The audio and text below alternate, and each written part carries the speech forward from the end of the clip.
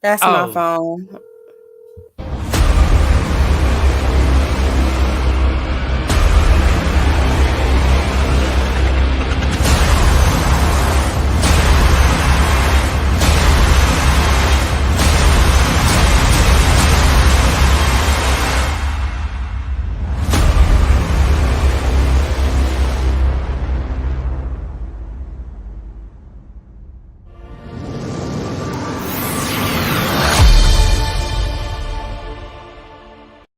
Michael, Shawn, and the Takeover Legends, where the truth hurts, but also makes you laugh. Baby, tap in. Tap, tap, tap in. Don't never stop if you want to be on top. Well,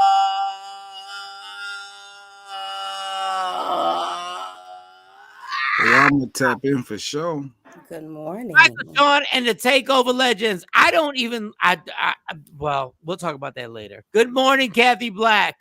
Kathy Day One Black. Hey, Black. Sexy Mo is back in the mother building. Good morning. Mo in the building. Mo in the building. Get on the live. Cookie, get on the live. Jay Black in the building. Yo, I'm hyped. Oh, Today, I'm hyped. Mm-hmm. I already know what it is right now, y'all. Michael, Shawn, and Takeover Legends. We got stuff to talk about. Kevin Samuels is big.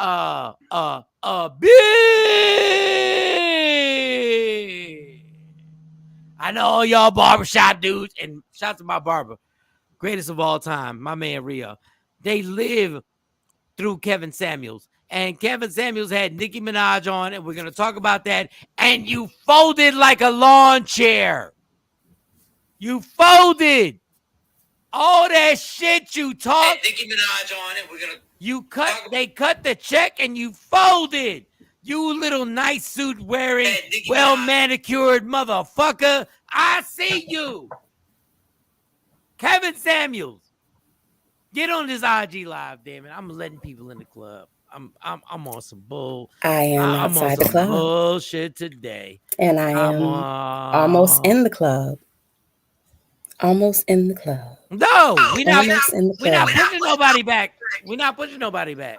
Almost in the club. There I am. Two for one? No, it was all good. It was all good. That was all me. Kathy? No, I didn't see the message. I didn't see the message. Okay, well, tell her she's late because she didn't respond last week. What? Tell her slow down. Good morning. Push Herpes Goddess back 30 minutes. We got the other situation. We got the other situation 30 minutes. But go ahead. Keep going. Man, whatever. Morning. We got what? No, the nurse. We got is that hour is what it is. Wellness Wednesdays. Hold up. Did she respond last week? Jay. Didn't get the link. There was no last week when we hollered. Did she respond? Yes. Stacy. Yeah. What was last week? All right, keep going. No, I think it might be a week and a half. Could get my weeks mixed up. But no, it's all good. All right. Yes, Stacy, can you believe it? All of the kids had a nervous breakdown. She said, "Good morning. Sorry I'm late. Watching Groundhog. 6 more weeks of winter." Yes, 6 more weeks. No, that's infinity. That's forever. The groundhog died, y'all. And the white people had the groundhog, poor groundhog, and they put the groundhog to say, "Oh, is summer coming? Is this coming?" And the groundhog died. God damn. Good morning, Ashley. All of the kids at the school yesterday had a whole nervous breakdown. What? Yeah, died. Like we really be acting like we cared about the groundhog. We ain't give a fuck about the groundhog. We just wanted to. White people just grabbed the groundhog, put the groundhog out there, and the groundhog would shake or do something. They'd be like, "Oh, the groundhog said this." Then they put the groundhog back in prison. Mm-hmm. The groundhog was locked up.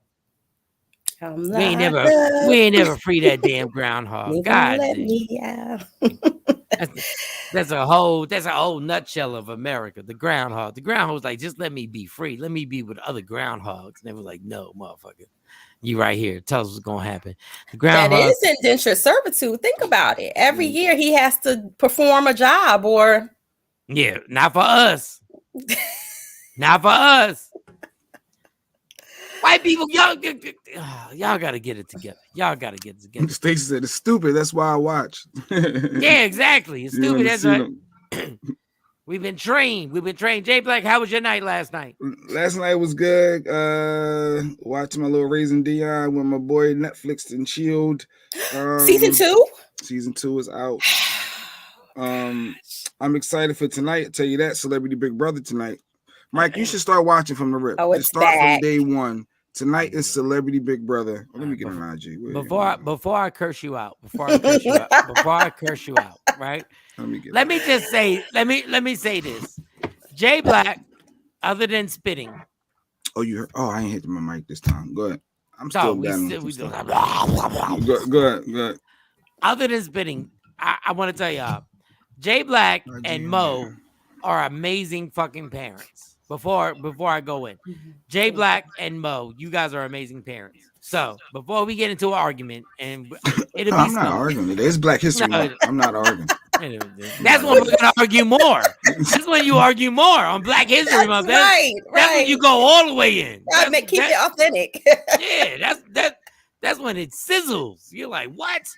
Great parents. Birthday, Diamond. Diamond, birthday, B-Day. All right. Good morning, everybody. Today's when you. Oh, wow. Happy 20. Birthday, Diamond. 20 is a good year. That's a good number. 20 is a good number. No longer a teenager. Mm-hmm. Damn. Wow, 20. Yeah, 20 is a good age. Mm-hmm. All right. So, Jay Black, how was your night? Explain your night. No, I just said, we got to just watch the TV show when I got home. He was excited, waited for me, and did the little Raising Dion season 2. It's a kid show, Right. But adults can enjoy it because I'm super hyped now that you've told me that they've released season 2. I'm excited. It's cool. Yes. It's cool. It's amazing. And I'm preparing for Celebrity Big Brother, and I want Michael Shawn to start Why? tonight. I'm not doing Celebrity. Wow, what is that? Celebrity. I always talk about Big Brother. Now it's Celebrity. It's a shorter version of it, so it's not as long of a season. Watered down? It's just shortened. I know Mike think everything is fake. He think this Big It's Brother all is fake. It's all fake. Yeah. It's all the WWE. Yeah. So if you watch it, you'll see Big Brother is not fake. It's competitions. It's I don't want to kill it for you, but I've been on the set and they've said, okay, when you stand here, I need you to do this and I need you to act like this. I've been on sets where they've given me a script and said, okay, this is what the plot is, and I just need you to improv it. Is you living in a house, like it's going to be some stuff, I'm sure, but not the overall show is not scripted. But they give them the scenario and then let them improv it and go. That's why you're sucked in and think that it's so real and natural because they improv it. Hold on. They create the You're not scenarios. gonna kill my joy. Hold on. Brother, I rock I'm with just it. saying, Jay Black. I like that show. Everybody be quiet. Hold on, real quick. Oh, Mo said that. It is. That's why you should read books, y'all. You should read books because Jay Black really thinks this is real. He thinks it's real. Tam. He thinks it's real. Jeanette. Shout out to my 1 month on NBC. But it is. Trust me. I've experienced it. They give you the scenario. Big Brother. CBS is Big Brother. I have not been on Big Brother, but I'm telling you, I have been on a national network show, and that's different. This is what they tell. What? That's different. Jay, Why is it different? You really believe NBC got all these people in the house and nobody got a script? You really think nobody? Is it NBC or CBS? It's CBS for Big Brother. Oh, so CBS. Mm-hmm. You really think them cats? I'm watching it, and there it is. All of the network shows, if you think that they don't have any control and they don't have creators in the back writing out scenarios, maybe not script because it's very, they want you to be fluid, but they definitely give you the scenario so that you could build upon it. And Mo, what show were you on? I was on The Chew for a month. The Chew? Yes, it's a cooking show. Yeah, no, I know. I used to watch it. Yes, And one of the white guys got in trouble and got eliminated. Yeah, that's what happened. Yeah. Okay, so what when you were on the show The Chew, which was on ABC, what did they get? Oh, first of all, how was your night? But we'll get to that. But We'll get to that. We'll get to that. No, when you on The Chew, you're actually Yes. on the TV show The Yeah, Chew, I was which on. everybody tries to make it seem like it's so real. What did they tell you to do? Oh no, you definitely it's script, like it's not scripted where they give you the script and you have to go by it, but they give you a scenario, they give you the plot, and then as you're going through and they're taping, if they see something that needs to change, they may say, well, hey, why don't you say it like this? So then it can lead into this. So I think these shows, yes, it's technically a reality show. That's different. But it's not totally authentic because you're not controlling the narrative. They're controlling the narrative. So you can't just blurt out your mouth like I'm a skinhead. Like they'll be like, what the hell? Cut. Oh no. It's pre-recorded. It's pre-recorded. Nobody gets to talk about it until it comes out. You can't even post about it until it comes out. You sign these papers. And Big Brother is live, Mike. They got cameras on you live the whole time. How do you live know? What? How do you live know? What? Live How do you? feeds. There's a delay. There are delays on live shows, Jay Black. No, I'm Please talking believe about it. the live feeds, like behind, like literally, you have the show that's produced, obviously, and they get all of those audio takes and issues and things like that, and they put mesh it together for the actual broadcast. But like at any point, you can pop in through your CBS app, Paramount, whatever. I watch, so I look at the live feeds. And you Jay, can see, you don't think they control the they live control feed? them cooking, having dinner, having breakfast, Yeah. having conversations in the gym, And they say games if you say this, you're fired. If you say this, you're fired. I mean, there's racial stuff, you know, and I'm sure. And there's enough delay that if you say something out of pocket, they can immediately pan to something else. Immediately. Oh yeah, they control the cameras because it's all. And it will not get aired if you say something kill my out Big the way. Brother love. I'm just trying to paint a realistic picture. I'm just trying to tell you, Jay, that you used to love the WWE, and that's what you're watching, the WWE reality show. That's all. You think Snickerfly Snickum was a real wrestler? When I hit you in the head, yeah, it still hurts. You think them DDTs and them sleepers was real? You think they was putting people to sleep for real back in the day? No. They're strung out. So Mo, how was your whatchamacallit night? Like it was it was busy. I had work to do, but I saw Nicki Minaj flash across my screen, and I saw Kevin R. Samuels, and of course, me and my nosy ass logged in. What did I do that for? Oh, they was live. Nicki Minaj with the Honorable Kevin Samuels? Yes, he was on. Please don't call him honorable. Whoa. Please don't call him honorable. You pushing it. You pushing it. Hold on. This is what I thought. Real. With Kevin Samuels, I want to tell him, I congratulate you that you and your people and Nicki's people got to you and you copped the check. But you're a fraud. You're a fraud, and you pick on women with kids that are sitting there, and you're a fraud. That's he was like a lapdog last night. Listen, when it comes to being a fraud, they cut you a check, and we applaud you, Kevin Samuels. Yes. We applaud you. You got a check. Get to the bag. You're getting to the bag. I'm not mad. I would do that. I would sell this whole morning show out if Nicki was like, "Hey, Mike, we got 700,000, but you gotta." Yes, I'm like, yeah. Reese would have to take one for the team. We would have to take one for the team. Yes. So, go ahead, Kevin Samuels. Go ahead. Yeah, you know. Normally, and I know everybody has seen either his clips or a show. Normally, he is brutal on women from the door. Nicki Minaj was making faces. She was and rolling her eyes. Never once did he say, "You're never gonna find a man like that. I wouldn't date you because your facial expressions." Or like one time he told a girl, "If you roll your eyes one more time or make a face like that one more time, I'm hanging up. This is over. This is done." How we get him? Never said that. Never said that to Nicki. How do we get passive? Yeah. He was passive. He tried to be very calm and like a soothing intellect. Come on. I was typing a mile a minute. I was like, I know I got to be up in the morning, but I couldn't log off because I just wanted to see where it was going to go. First of all, Kevin Samuels is, in my opinion, is gay as fuck. Oh, and there were people in there saying, he's a fairy. he's a fairy. He's not gonna, Oh, you're an yeah. alpha male, so he's not. I mean, alpha female, so he's not gonna pull this on you. He don't You're know how Nicki to do Minaj. that. Yeah, He's he not don't gonna know how to pull do this on that. you. And like clockwork, I was shocked.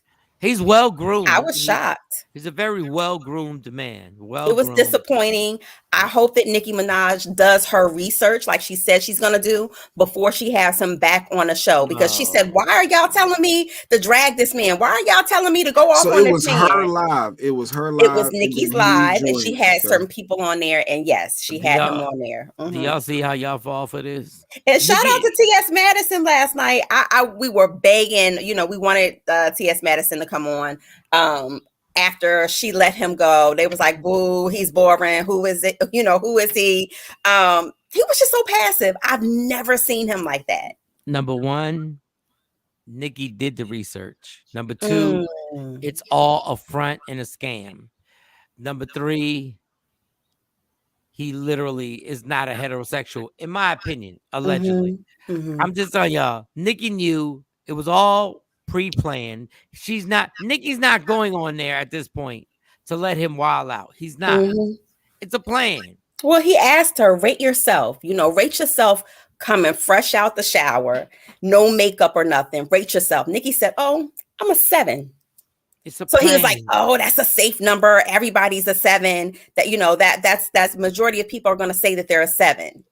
He didn't say you ain't a 7, you a 5. And if y'all recall, he called Beyonce. He said Beyonce was like a 6 or a 7 around there, and that she didn't look better than Kelly Rowland. So Nicki need money. That's what we get from this. Nicki needs money. He did listen to her. He was so tentative and passive. Okay, because listening to Nicki. Yes, Stacey. Yes. Nicki needs money. There's no way in the world Nicki would take this unless there was a check that she was trying to get off of this. Does she do her IG lives all the time like that, Mo?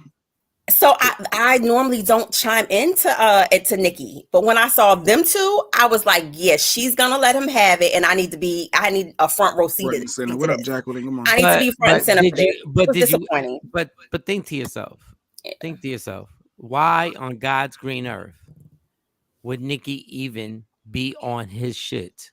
Why would she even do that? Because there's a financial situation. Well, she's switching networks. Yeah, and she's dropping new stuff. So, but you're not supposed to. Nicki is not supposed to be on his show. Well, he was on her show. No, she's not supposed to let him on her show. On her show. Well, Lala Anthony came in after Kevin. So she let. So wait. So she let him on her show. Yes, on her live on Instagram. So that's why. Okay, so now, let me take back what I said about Nicki. That's why Kevin Samuel, you're nothing but a crumb. But she invited him to the Queen show. Yeah, but that's why that was set up. It's all a setup. It's all a set. First of all, Kevin Samuel and Nicki, I don't need none of y'all advice in life. I don't care how much money you got. I don't need none of your advice in life. Because if we really break down Kevin Samuel and we really break down Nicki Minaj and the shit they're in right now, ain't no reason to follow advice. But I get it. It's make-believe. It's make-believe.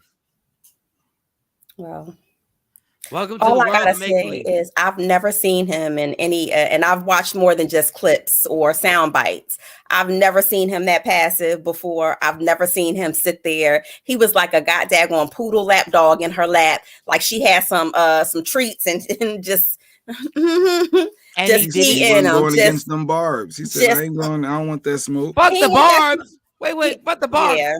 It's like 20 million people watching you. So he knows when he goes back on his YouTube channel that now he's gathered, even if he's only gathered a nice 100,000. And people were asking him, people were asking her to save the live. And she's like, why do y'all want me to save this live so bad? I could do more lives. And I'm like, no, I need you to save this live for the receipts. So when he comes on your show, on the Queen show, and he tries to because he was backpedaling, he was just, I said, oh, this is not. Why do you think the Kevin R. Samuels? The reason why she's not saving the live because they made a deal.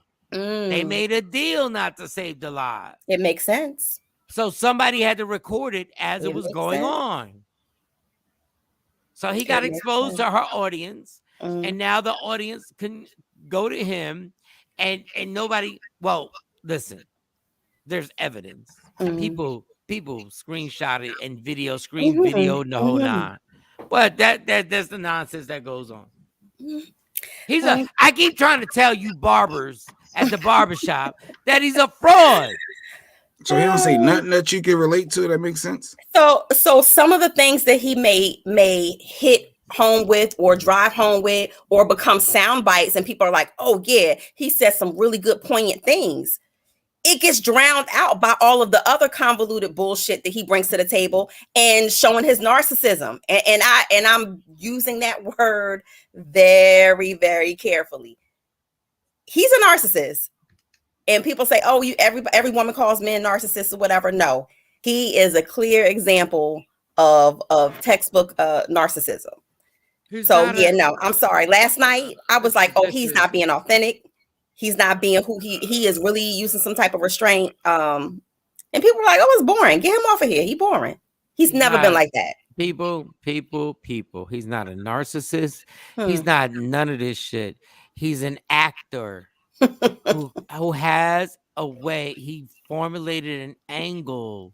It's like watching General Hospital back in the day of Young and the Restless. He's just an actor that's making money off of this. That's all he does. He plays a role. That's all he does. Am I wrong if I believe some of the stuff he be saying? I'm like, yo, yes, you're absolutely. We're so in the matrix. Just because I point out a few things that have reality points. I'm just doing it because I'm playing a role. The same way when I was telling a chick I love her. And I would tell her things that were actual factual. We spent all this time together. Why would I come over here? Why would I help you with this? Why would I help you with that? Manipulation to get what you want. That's all it is. It's make believe. But somebody IG said you don't like her just because you don't like the truth. No, it's not that. So you can say some things that are relatable to people and their experiences, but that does not make you a subject-area expert, nor does it make you a person that should be in a position. Somebody says something you agree with. But every time a woman comes on, he tears them down. Believe that. So last night was the first time I've ever seen him out of his element. Last night is the first time I've ever seen him be so passive. And he just lapped up everything that Nikki said.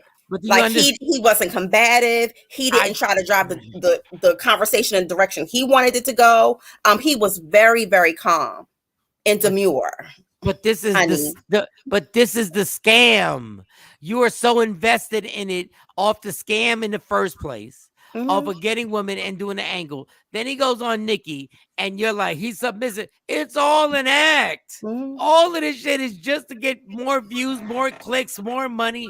And that's all it is. It was disappointing. People were actually saying to get him off because he was boring. Oh my God. But do you understand what y'all saying? It was disappointing of a dude that is he's the dude that goes from city to city back in the day and cures people. That's what he is. Stand up. He puts his hands. You gonna lay some hands. And then y'all get mad when somebody you're like, well, he doesn't really cure people. He never did. The same way Jay Black is watching that stupid reality show and he thinks it's reality.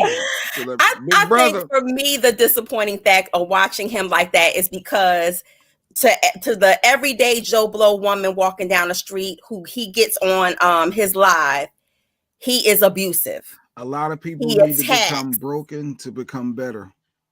On IG, he attacks, right? Nikki, you did a whole 360. So what was disappointing in that behavior to me is I feel like if you're telling people the other person is your authentic self, that is who you are, and you stand by what you do and you say, then why wouldn't you stand by what you do and say when you're on with Nikki? Because it's fake. Because it's an act. Mo, it's an act. It's an act. It's an act. It's an act to get money. It's all an act. Celebrity. It's I'm all gonna watch fake. when he comes back. If Nikki has him back on the show, this is what I'm waiting for that. Because I want to see her do her research like she says she's going to do and really ask him the tough, hard questions. I want to see if that happens. Mo, and it's still an act. Nikki is just using it to gain it, to capitalize on it. None of this shit is real. Shaquisa said what she meant. Just to recap for those who joined, Kevin Samuels joined Nicki Minaj on her live, and Mo said he wasn't his normal self. He wasn't the same guy he normally is, and that he backed down and was very submissive to Nicki, like a mini poodle, and her thoughts. So wasn't biting no ankles, was lapping up all the treats. Yes. Why do you think he did that? She had more money, more followers. That's bigger all. celebrity. It's all, like, we are literally watching these people and really taking them. So you think it's because he didn't want to mess up the bag, Mike? You think what? You think it's because he didn't want to mess up the bag? That he didn't wanted like to. He wanted to increase the bag. Because let me tell you what you just said that feeds into it. You said I can't wait to see him after. I did, yes. So guess what? Guess what? He won. Yeah, I mean, you're right. I just want to see if, I mean, honestly, a lot of people got on last night and they were in the comments and they were like, good, we want you to get him, Nikki. Everybody was rooting, thinking that the whole interview was going to be about her questioning his and she behavior. didn't. She didn't. And why do you think she didn't? Because she's going to be on his show. Why do you think she didn't? Don't watch him. He's abusive. If you don't watch him, Shaquisa, this is the power of the Matrix.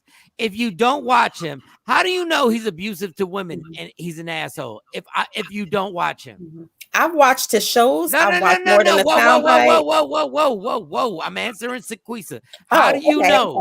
How do you know, Shaquisa, that he's an asshole if you've never watched him? Some people don't like the truth, Mike, and it hits different when you feel like you're being attacked. And some of the stuff he say, I'm just being honest. I be rocking with some. I be like, yo, that's a good point. He legit has some good points. And there really just watch.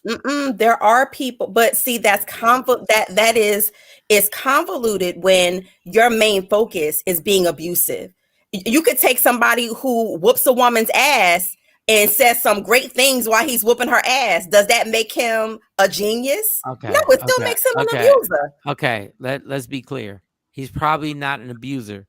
He just literally he is psychologically abusive. Oh my God, Mo. He just puts this fraud up so that you guys will watch. He's the bad guy in wrestling. At best, he's dysfunctional. Dog, he probably is just gay and has a gay lover and is sitting there chilling. Kevin Samuels. Allegedly, I have heard as much that he is. He don't even care. He don't even care. He just the lies. They're just actors. It's a soap opera that y'all watching, and everybody thinks because there's not. Mo, stop it. The relationship workout is not feeling what y'all are saying about Kevin Samuels. Fuck him. He's making believe. Listen, he's an actor. All Kevin Samuels is an actor, and y'all people believe because it's on YouTube that it's real. Just because there are no credits at the end. Like, have you show. legit just watched the show and you couldn't relate to anything he was saying? I didn't say that he wasn't relatable because being relatable is based upon experiences. So if you say something that hits or resonates with me, it doesn't make you a genius. It doesn't make you a non-abuser. But so you can relate to say, yeah, I agree. You're because if you have an experience, Jay Black, you're looking for someone to validate that experience that you've been through.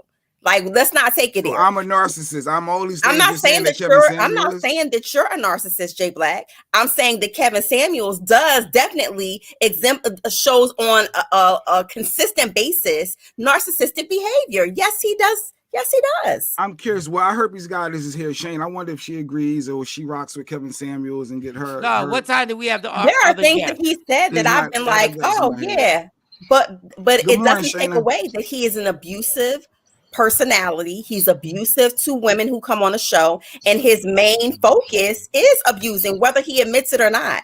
Whether that's his truth, because he said, "Oh, this is my truth," and people can't handle the truth. however you want to dress it up. All right, You could Herbie. dress up a goddamn dog in a skirt and it's still a damn dog. Do y'all understand this shit is all fake? Put lipstick on a pig, it's still a pig. But it's all fake. He's just playing a game to make money. And possibly so. No, it's not possible. Fraud. You're right. I agree with you because we don't know him personally. Erica. Wow. Rich Rising, everyone. How y'all Grand Rising. I miss y'all. Grand Rising. You ain't miss nobody. You ain't miss nobody. You ain't joined the show last week. You ain't miss nobody. You over there at a retreat. Where you in a retreat right now? Look like you in the woods in some type of peace. No, I'm in the Lanai in Florida. You know the homes got. Oh, you in the Lanai? You making money? You making money? I see you. Oh no, I see you. It's a joke. I ain't making money. Are you on your cell phone, Shayna, or are you on your laptop? My cell phone. I'm on my laptop and my cell phone. Oh, I sent the request. Okay, cool. I'm just waiting on my. She said she's in the Lanai. You know that's fancy. She's in the Lanai. No. Where you at, girl? I'm in the Lanai. It's real big. So Shayna, we were talking about Kevin Samuels joining Nicki Minaj live, and he wasn't his normal, typical self. Mm-hmm. Do you? I'm sure you know who Kevin Samuel is. Do you watch his show? There's some things you agree with that he says. Do you totally disagree? I haven't watched his show. I seen his little snippets. I see what people put on social media, so I have seen some of his content. Mm-hmm. I hadn't seen the live with him and Nicki Minaj. I wish I would have. I think Kevin Samuels is homosexual, and I think he's an actor. Mm-hmm. And I think he's found his target audience, his niche, who he speaks to, and he finds the people who puts money in his pocket, and he caters to the opinions of those people. That's it. Thank you for explaining it so eloquently and so simple. It's all fake. It's all fake. Nicki Minaj would not have put this dude on here if they didn't have a script already written out and set up. But I just want to know, what retreat are you on and what spiritual like, I'm scared because you got me thinking of Left Eye right now. Yeah, I smell the sage through the screen. I feel like, you're burning sage and incense and just taking in nature. I hear the birds chirping. You hear the birds chirping. Well, I'm not at a retreat. This is just the crib. Oh, it's just the crib. This is just the house. This is the outside portion. That's nice. You're living. That's nice. That's nice for real. This is Florida. Almost every home in Florida has one of these. Has a Lanai? Yeah, look, outside room. So you don't have to get wet or anything like that. But I've been up since 5 a.m. Did my affirmations, my meditation, journal, read my book, ate breakfast. Now I'm here with y'all. It looks like you got some romantic thing going on. Like there's somebody with you. Like you got, like, that's nice. Like that almost makes me wish I had somebody. That looks nice. Is somebody sitting opposite of you, like rubbing your feet? Because I feel like you're so relaxed and calm this morning. I wish somebody was rubbing. You got some, didn't you, girl? You got some. No, still been since August. It's still been a minute. Oh, you ain't had since August? Even a tongue? Nothing? Nothing. I had my hand. I had my vibrator. That's about it. Yeah, and the vibrator. What vibrator do you have? What is I have a body wand. Aren't those the big ones? Like those things are like. That's the Hitachi 5000. Yeah, that's a lot. Do you even think about relationships now? Do you think about being in a relationship, or is it hard because you're very open with your what's going on? Is it hard for you? I have relationship phobia, so I'm trying to work through that right now. What's your phobia? I'm afraid of relationships. Phobia. But they like you. I know they're trying to holler at you, men and women. Mm-hmm. Yeah, but because I'm afraid of relationships, I haven't opened myself up in that way yet.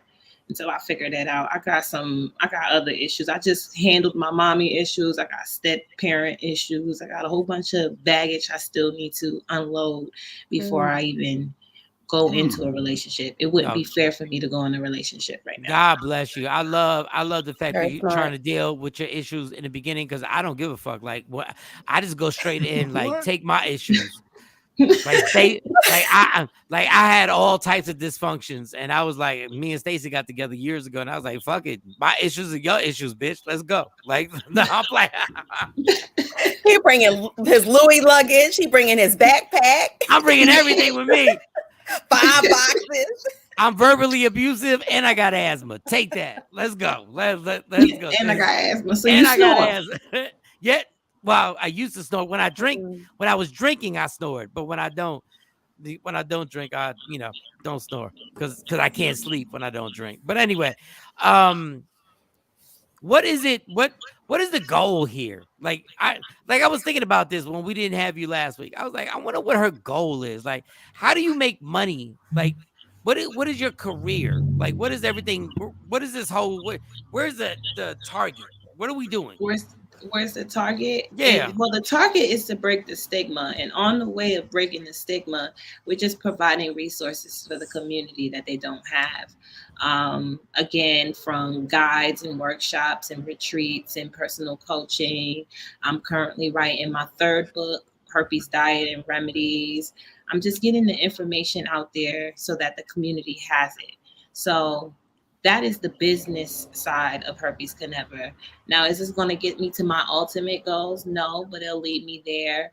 I'm just trying to get comfortable with this platform before I move forward to anything else in my life. All right, so what is the ultimate goal? What up, Amir Sealy? What is your ultimate goal? What is it that because we always talk about STDs and we talk about everything living, but there's an ultimate goal. What is it? Like, what is it you're trying to do? Generational wealth. I want to have a real estate profile.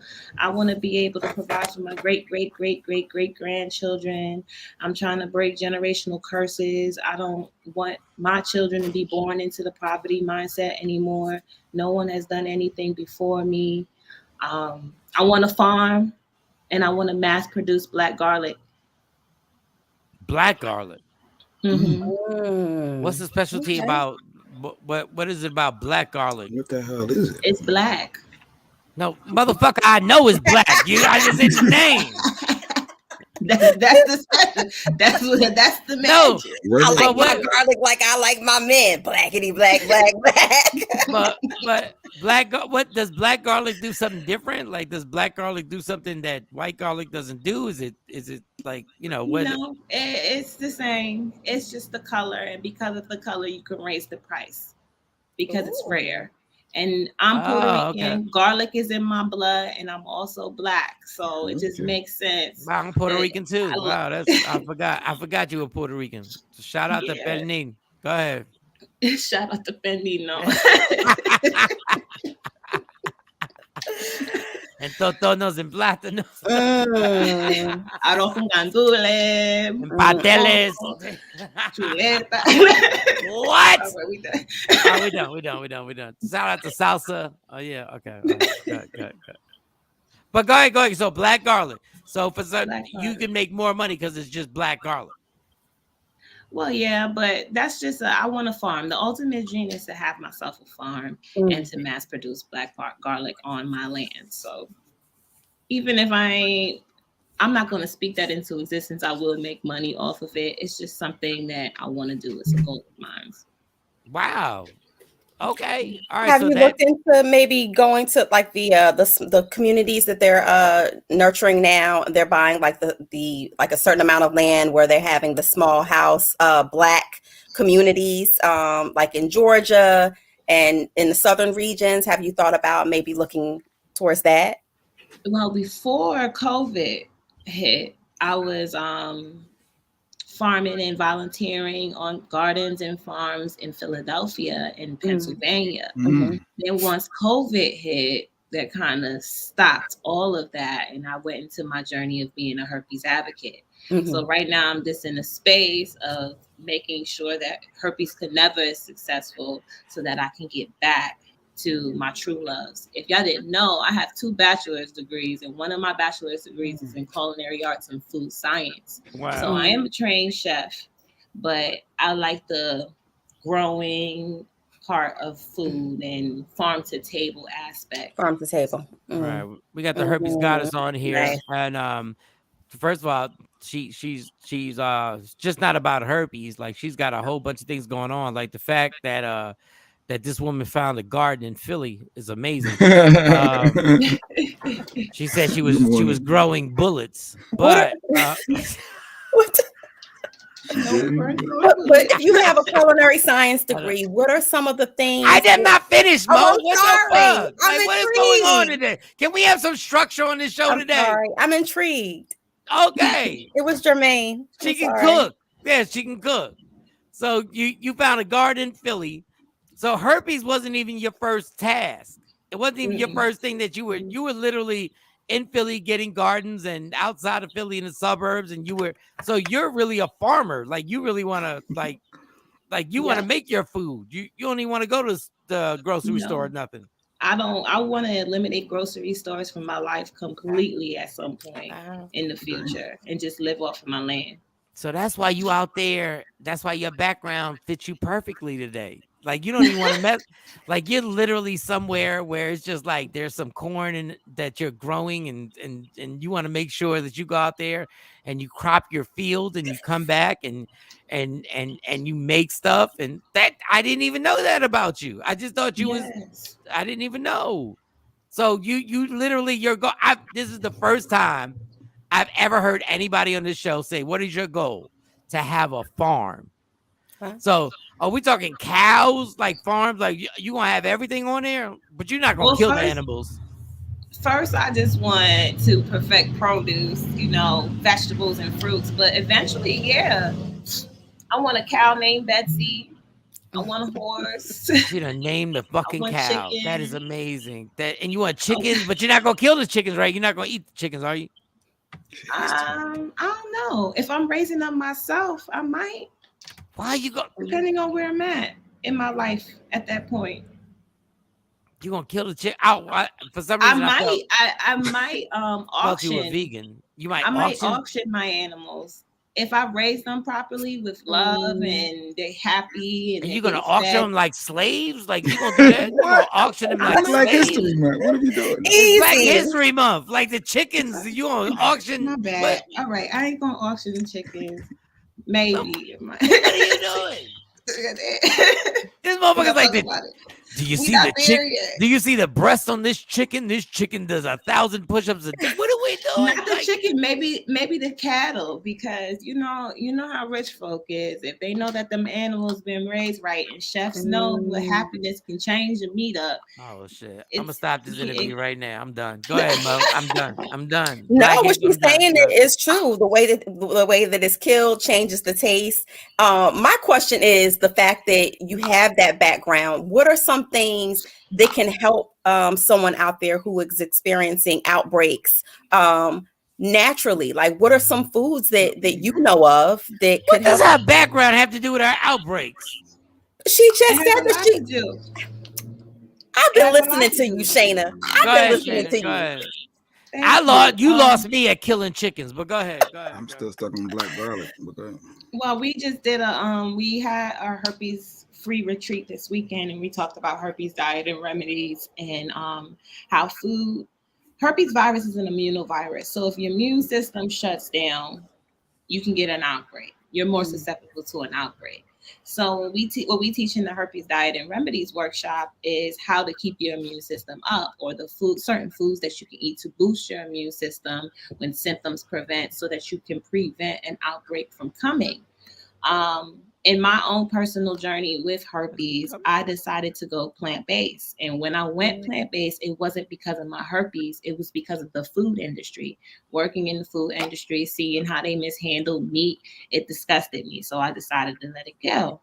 In that process, I realized that it helped with my herpes virus. So in doing so, I'm journaling, I'm taking notes, and I'm figuring out what foods triggered my virus, what foods didn't trigger my virus, what foods helped to prevent an outbreak, what foods didn't help.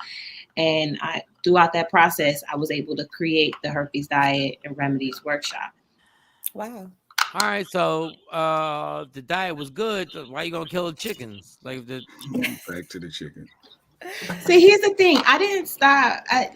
So the choice in the beginning when I did stop eating meat wasn't because of the animals, kinder to animals. It was God damn. because of the handling of it. You know, you'll get 5 farmers, different types of farms. They all Right. bring their chickens in. The chickens get mixed up. It's already from different places. Then they get chopped up and put into this place and then transferred to over this place to get packaged. And then now you got a package of meat with 5 different chickens from 5 different farms. The travel from there, it's just so much mishandling and cross contamination and just a lot of things happening in the food industry. Don't mess up my dinner for tonight, Shayna. Say if you have a herpes outbreak while you're on vacation. Why does this show have no fucking segues? Because like what the fuck? Like we just talk about chicken and all of a sudden I'm lost. I don't want to talk about chicken. What type of unprofessional show do we run here? Like you just go from she's talking about chicken and contamination. What if herpes land on your forehead? Like what the fuck? Like what? So you're out and does the outbreaks can happen, or do you have it scheduled? You know exactly when it's I gotta control this goddamn show. The way that these people just jump in. Go ahead, Jay. Go ahead. So you don't do you not go on vacations because of herpes because you know when, or it can just randomly pop up on you like that? Well, for me, I've been able to silence my herpes outbreaks because I've taken the time to learn my body. Yeah. So again, like when I have my nerve pain in my leg or if I feel a tingling sensation, I'm automatically going into let me, protect my environment and boost my immune system so I don't have to have an outbreak. Now, if an outbreak did happen, I'm still going to go on vacation. Jay Black said, "Don't go on a plane." He said, "Don't go on a vacation." No, I'm still going to go on a vacation. Just because I have an outbreak doesn't mean I don't. I have to. I can't have sex. I just can't have sex a certain way. So me having an outbreak, since it's on my genitals, I can't have penetrative sex. But there's so many other ways that you can have sex. That's not the only way to have sex. I mean, you have oral sex. You have anal sex. With the herpes down there. What you say? I'm just being educated. Don't say huh. No, don't say how I'm up. Say what you said. You said if you having a herpes outbreak in your genitals, someone can perform oral sex on you and be safe. No, I can perform oral sex. Okay. You'll take care of your partner. Okay, I got you. There's a lot of different ways. She shut you down. No, I wasn't even trying to come in there. She shut you down, motherfucker. I was understanding. There's a lot of different ways you can be intimate with your partner outside of penetrative sex. All right. Oh, she showed your ignorance, Jay Black. So why do they teach you or say or suggest that you should not have any type of if you're having an outbreak, you should not have any type of orifice contact with someone who's having an outbreak? So meaning if somebody's having an outbreak, you shouldn't be kissing them, even if the sore is not on their mouth. Well, no. What is that about? Okay. That's not true. So if I'm having an outbreak, if someone's having an outbreak, you can't come in contact with their outbreak. Touching them anywhere else or kissing them somewhere they're not having an outbreak is not going to give you herpes.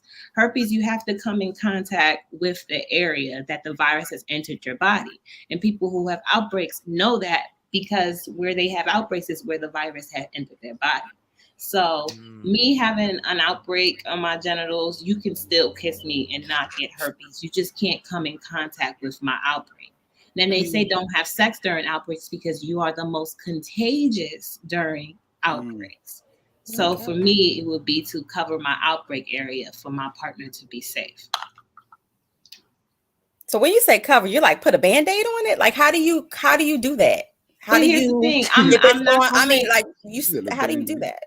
So that's why condoms are only 50% effective, right? So if the condom is not covering the outbreak site, then it's not going to protect you from herpes. Me, I'm not going to engage in sex during an outbreak. So it's no covering for me. I'm not covering my outbreaks ever because I'm just not going to have sex during an outbreak.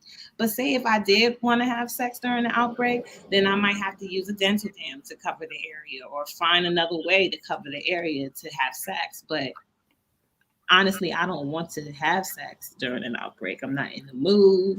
Don't Has your touch partner me. asked you? Like, has your partner asked you or still wanted to progress with having sex with you during the outbreak? No, I've never had that happen to me. And I feel like I make it clear, period. So I don't think anyone who's with me would even want to ask me to do that because they already know where I stand. Mhm. I mean, you're kind of like a veteran now. I mean, you've dealt with this, and you're like a veteran in the whole thing. When you first started, was there ever a time where alcohol got involved, or were you like, "Fuck, I'm gonna roll these I dice. should not have done that. Like, I should have said something." You When know, I first started, no, I've never had sex during an outbreak.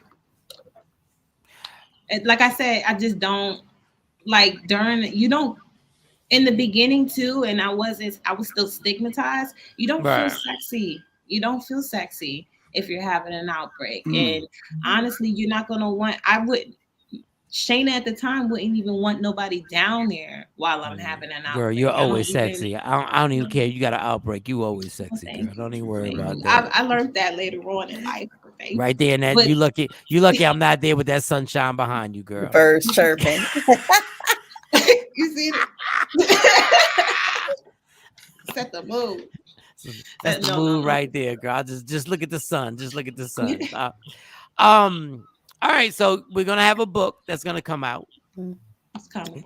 It's in the coming. making. No pun intended. It's coming. Shout to orgasms. Best ever. You got the book coming out, and then I always wonder: have you written down with this book? But you need to.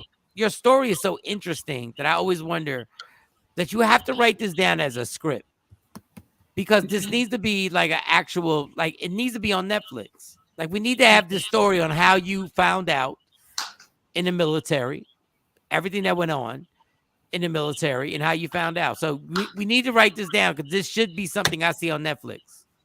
Okay. It's So done. put that out there. Put that out there. And do you you said you own the massage thing, the long vibrator The thing, body wand. the body one. Why Mhm. haven't you invested in the rose? Like every woman seems to be going crazy about the rose. I haven't jumped on the rose wave just because I haven't had a reason to. I got my two body wands that are doing what they need But to it's do. hard to get So. them through like TSA because you got to put them in your luggage, What? like at the airport. Like those are some big ass. See, I got the big one, and then I got like a small little cute She's pink prepared. travel size one that goes into a silk bag, so it's very incognito. What's your I have a little masturbation charger schedule? Are to you it. like daily? Are you like a twice a day, once a day? Are you like after a meal? Like what is your masturbation schedule? I'm just wondering. Whenever I'm stimulated, so I don't have a consistent schedule. I don't. Does it help you sleep? Some women wake up after they masturbate, and after orgasm, some women get energy. But No, like for me, I'm I sleep tired. well. You sleep? Yeah, I Shout sleep real well. to sleep after masturbating. Shout to that. Unless Man. somebody interrupts you, because you know you got that small window. You either gonna go to sleep or you gonna be up. Well, you probably shouldn't be masturbating in public. I don't know what you're doing. Like you probably should masturbate. I don't know what you're Mo, doing. I don't know what you're doing. I'm working on myself. Okay. You probably should masturbate in the food court. Like, what are we doing? Like, you talking about Take a your bathroom kid break. interrupting? Oh, your kid waking you up? Oh, okay, my bad. Mm. Yeah, I get it because my daughters, they'll knock on the door and I'm like, I just want to go to sleep. Parents have no privacy. Duh. They don't. That's why you gotta lock that door. All right, girl. I think we're good. Thank you, Shayna. Thank you. Shayna, Thank you. and wherever you're at, one day I want to visit you out there, like because that really seems relaxful. Like I really seem like you're relaxing right there. Like that is a lovely thing. Like the funny thing is the whole landscape behind you is so lovely, but there's a chance that you could walk because you know how life is. You could walk in a house and then it could be crack pipes all over the place. Like What in the world? Not walking out of the lanai into the crack pipes. No, that looks like a lemonade commercial where you're at right now. Like you're doing a lemonade. That is so beautiful, but who knows what's going on? They could be shooting up. You're like, God damn, what'd you do the interview? And you start wrapping up. Yup, did the interview. Start shooting up. I can't. We love you, girl. We want I you. love y'all. I love y'all. Y'all have a great day. You as All right. well, Thanks, Queen. Sheena. Thank you. Go get that lemonade. Wellness Wednesday. I'm telling you, I learn something new every time she come on. What you learned today? I mean, first of all, I didn't know that your diet can, help control or put your herpes to sleep. Yeah. They said Pop-Tarts can fight herpes. No, I'm just an asshole today. And Mo, you made somebody mad on IG when you said put a Band-Aid on it, just to let you know. So well, because she kept saying cover it you're in up. my world now. You offending people now. You in my world. Keep talking. I gotta. But you got your next guest is here too, Mike. So I never want to offend anyone. But when you don't know, you ask questions. It should be offensive for somebody. Put a Band-Aid on herpes, though, Mo. Even I know that. If I assumed, I genuinely asked because she kept using the word cover up. I just cover it up. You can cover it up. So I'm like, okay, well, what do you do? Put a Band-Aid on it because it's a sore. So yeah, I asked. No offense, meant, but I definitely wanted to know, and I'm pretty sure other people wanted to know as well. So my job is nobody was thinking you could put a Band-Aid on herpes. Is to ask the question. You never knew. Well, some people think that you're not even supposed to have sex or have any type of orifice contact with another person if they are having an active outbreak. So yeah, I wanted to know. Well, and we found out. So let's take a quick little brief break, Mo. We're gonna come right back. We got a next guest that's coming up next. I know it's Wellness Wednesday. We also got our nurse practitioner, our doctor, be here. So we want to play a quick song, just a song, just one quick little song, and then we'll be right back. We the worst records, baby. We about to create a perfectly horrible song. Y'all know I've been in the gym, and now all I wear is tight shirts, tight shirts, tight shirts, tight shirts, tight shirts. Yes, I do. Michael Shawn wears Tight shirts. Every day.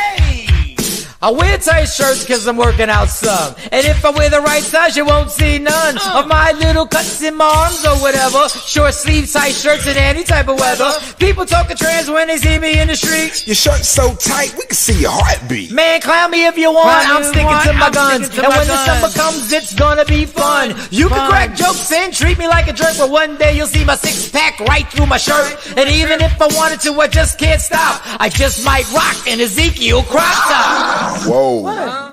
Did I take it too far? What? Yes. Whatever.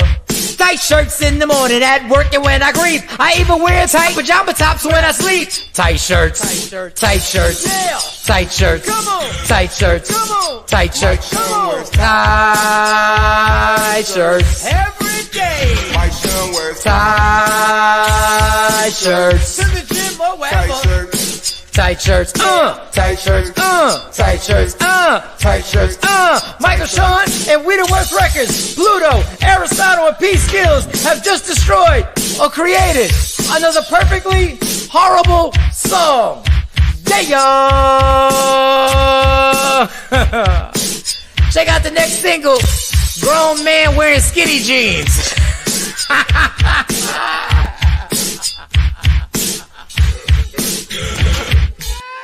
That's it, bro. Mix it up, bro. That's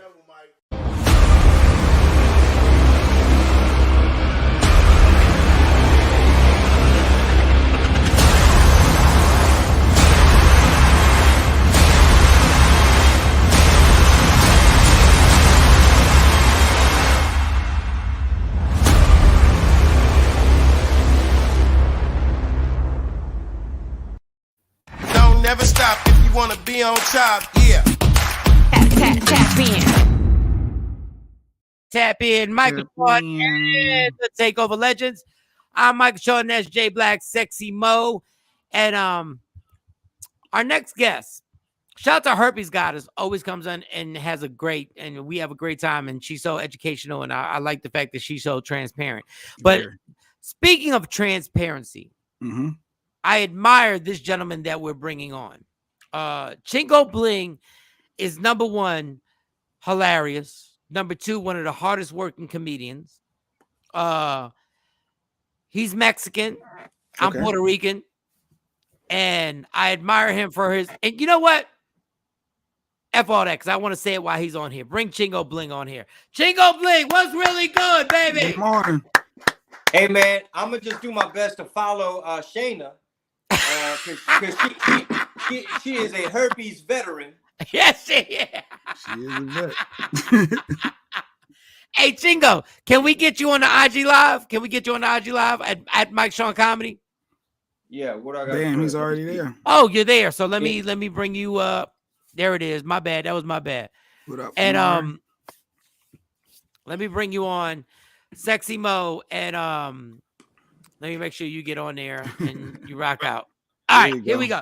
First of all, thank you so much for getting on the. Thank you for getting on the show, and thank you for taking time out because I know you're a busy dude. All right, Chingo Bling is, and tell me if I'm saying this wrong. Correct me if I'm saying anything that's wrong. You're a Trump supporter, correct? Uh-oh. I voted for him in 2020, but I didn't like him at first. In 2016, I made koozie shirts talking about F Donald Trump. I was offended. I was like, man, did he call us rapists? Yes. I was like, hell no. But then, So, mm-hmm. Go ahead. No, continue. No, go ahead. No. My thing.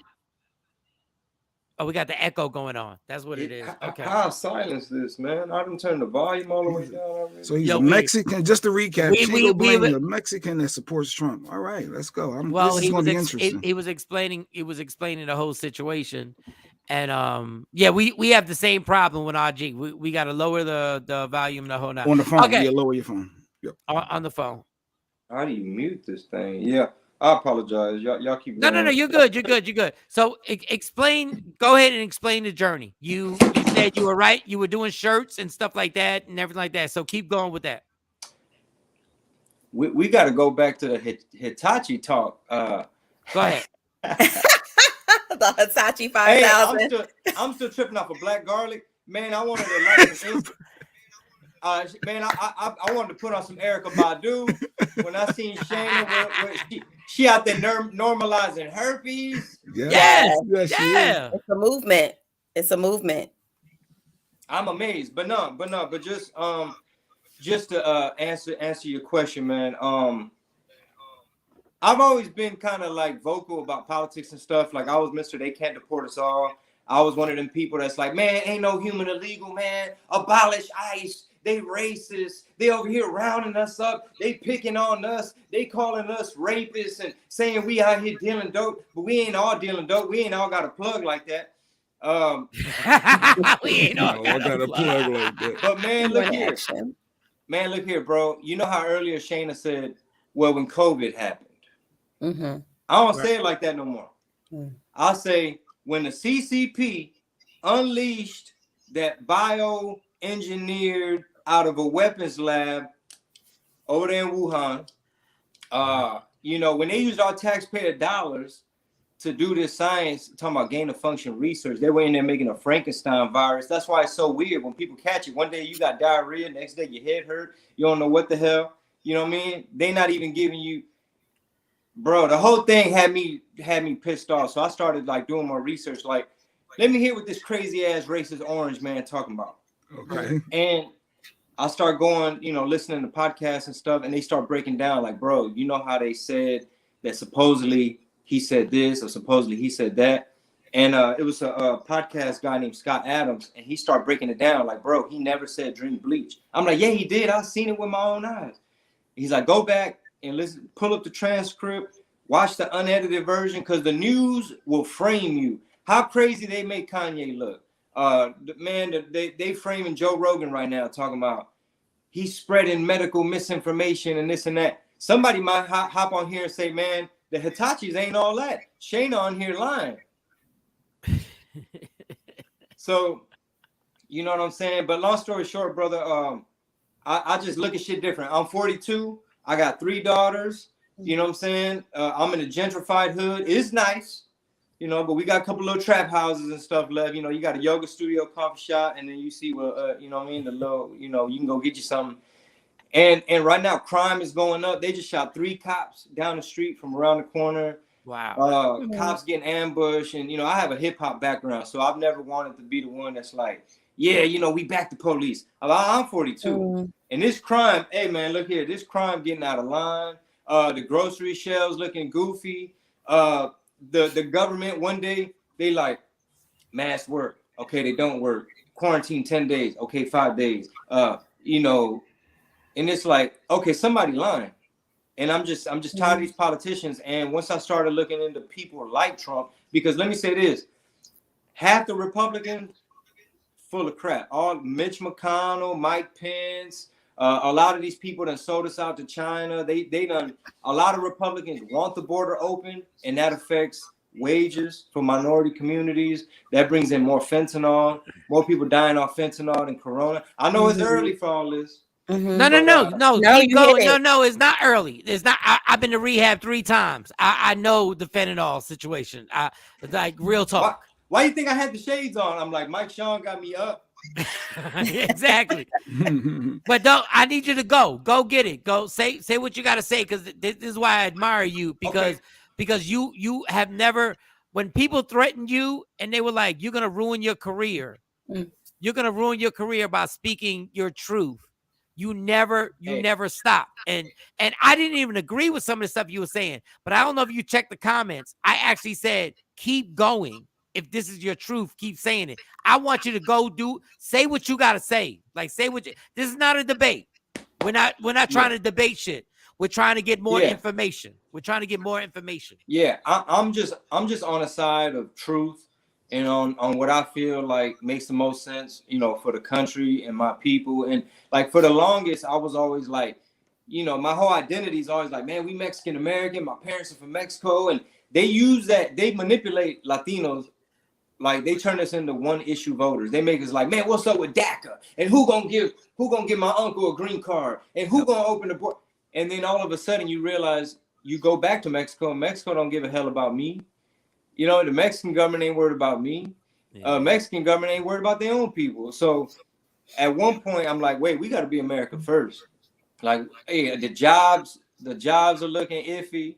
So, you know, I got a lot of pushback because people translated Chingo being America first, meaning bring back the jobs over here. We too worried about, you know, doing deals with these other countries, and we sending money every damn where. Like, oh, these people send some money to Iran. We just sending money. We just sending money all over the place. Y'all, our money, tax dollars.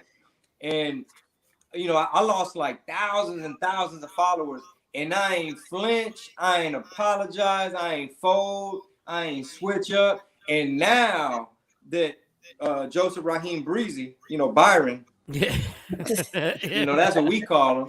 Joseph Raheem Breezy, aka Byron, they running us off a cliff like some crash dummies. And now people coming back like, man, we down bad. Bring Trump back. But you know what, Jingo, I've always said this. I wish there were I wish we wouldn't fall into parties like Republican parties or Democratic parties. I wish we were able to get ourselves into what policies are in favor of us, like a policy party. Like, we don't give a fuck about Democrats or Republicans, because I always say this about, I voted Democrat and I'm not a Trump fan, but my thing was Democrats always do this secret little thing. Just because we have one thing in common, we both think Donald Trump's an asshole, does not mean you get my vote. Yeah. You don't get my vote because I think he's an asshole in real life. And the trigger is, I wish we could just literally focus on policies. I don't get, if Trump does something that benefits me, I should be able to support him. If Biden does something that benefits me, I should be able to support him and not have the label of what party I'm with stop me from voting. And that's the thing that I'm starting to realize, that I think people need to realize, that they play us like, what's your favorite football team? Texans. They play us like, I'm a Giant fan, you're a Texan fan. And you're like, you're a Texan fan. No matter what the Texans do, you still got to root for them. And no matter what the Giants do, I still got to root for them. Yeah. No, but see, I'm not like that, man. I try to beware of tribalism. I only voted Republican one time. I'm a lifelong Democrat, but wow, I would have never known that. Wow, no, wow. I mean, I voted for Obama. I'm a lifelong Democrat. First time only the first time Trump ran, I wasn't paying attention. I was too busy working. Economy was strong. I'm touring the country. Everybody got money in their pocket. People buying up hoodies. What you got, player? Man, give me all the, people like to flex and stuff.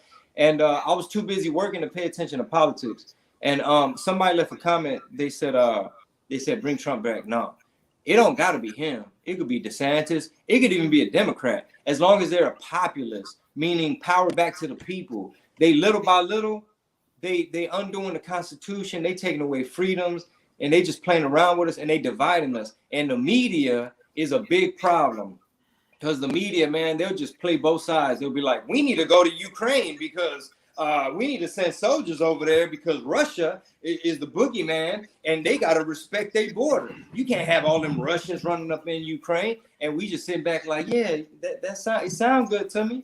Yeah, that CNN sound like they making sense. Yeah. But we don't ever hear the other side of the argument, which is we ain't got no business over there.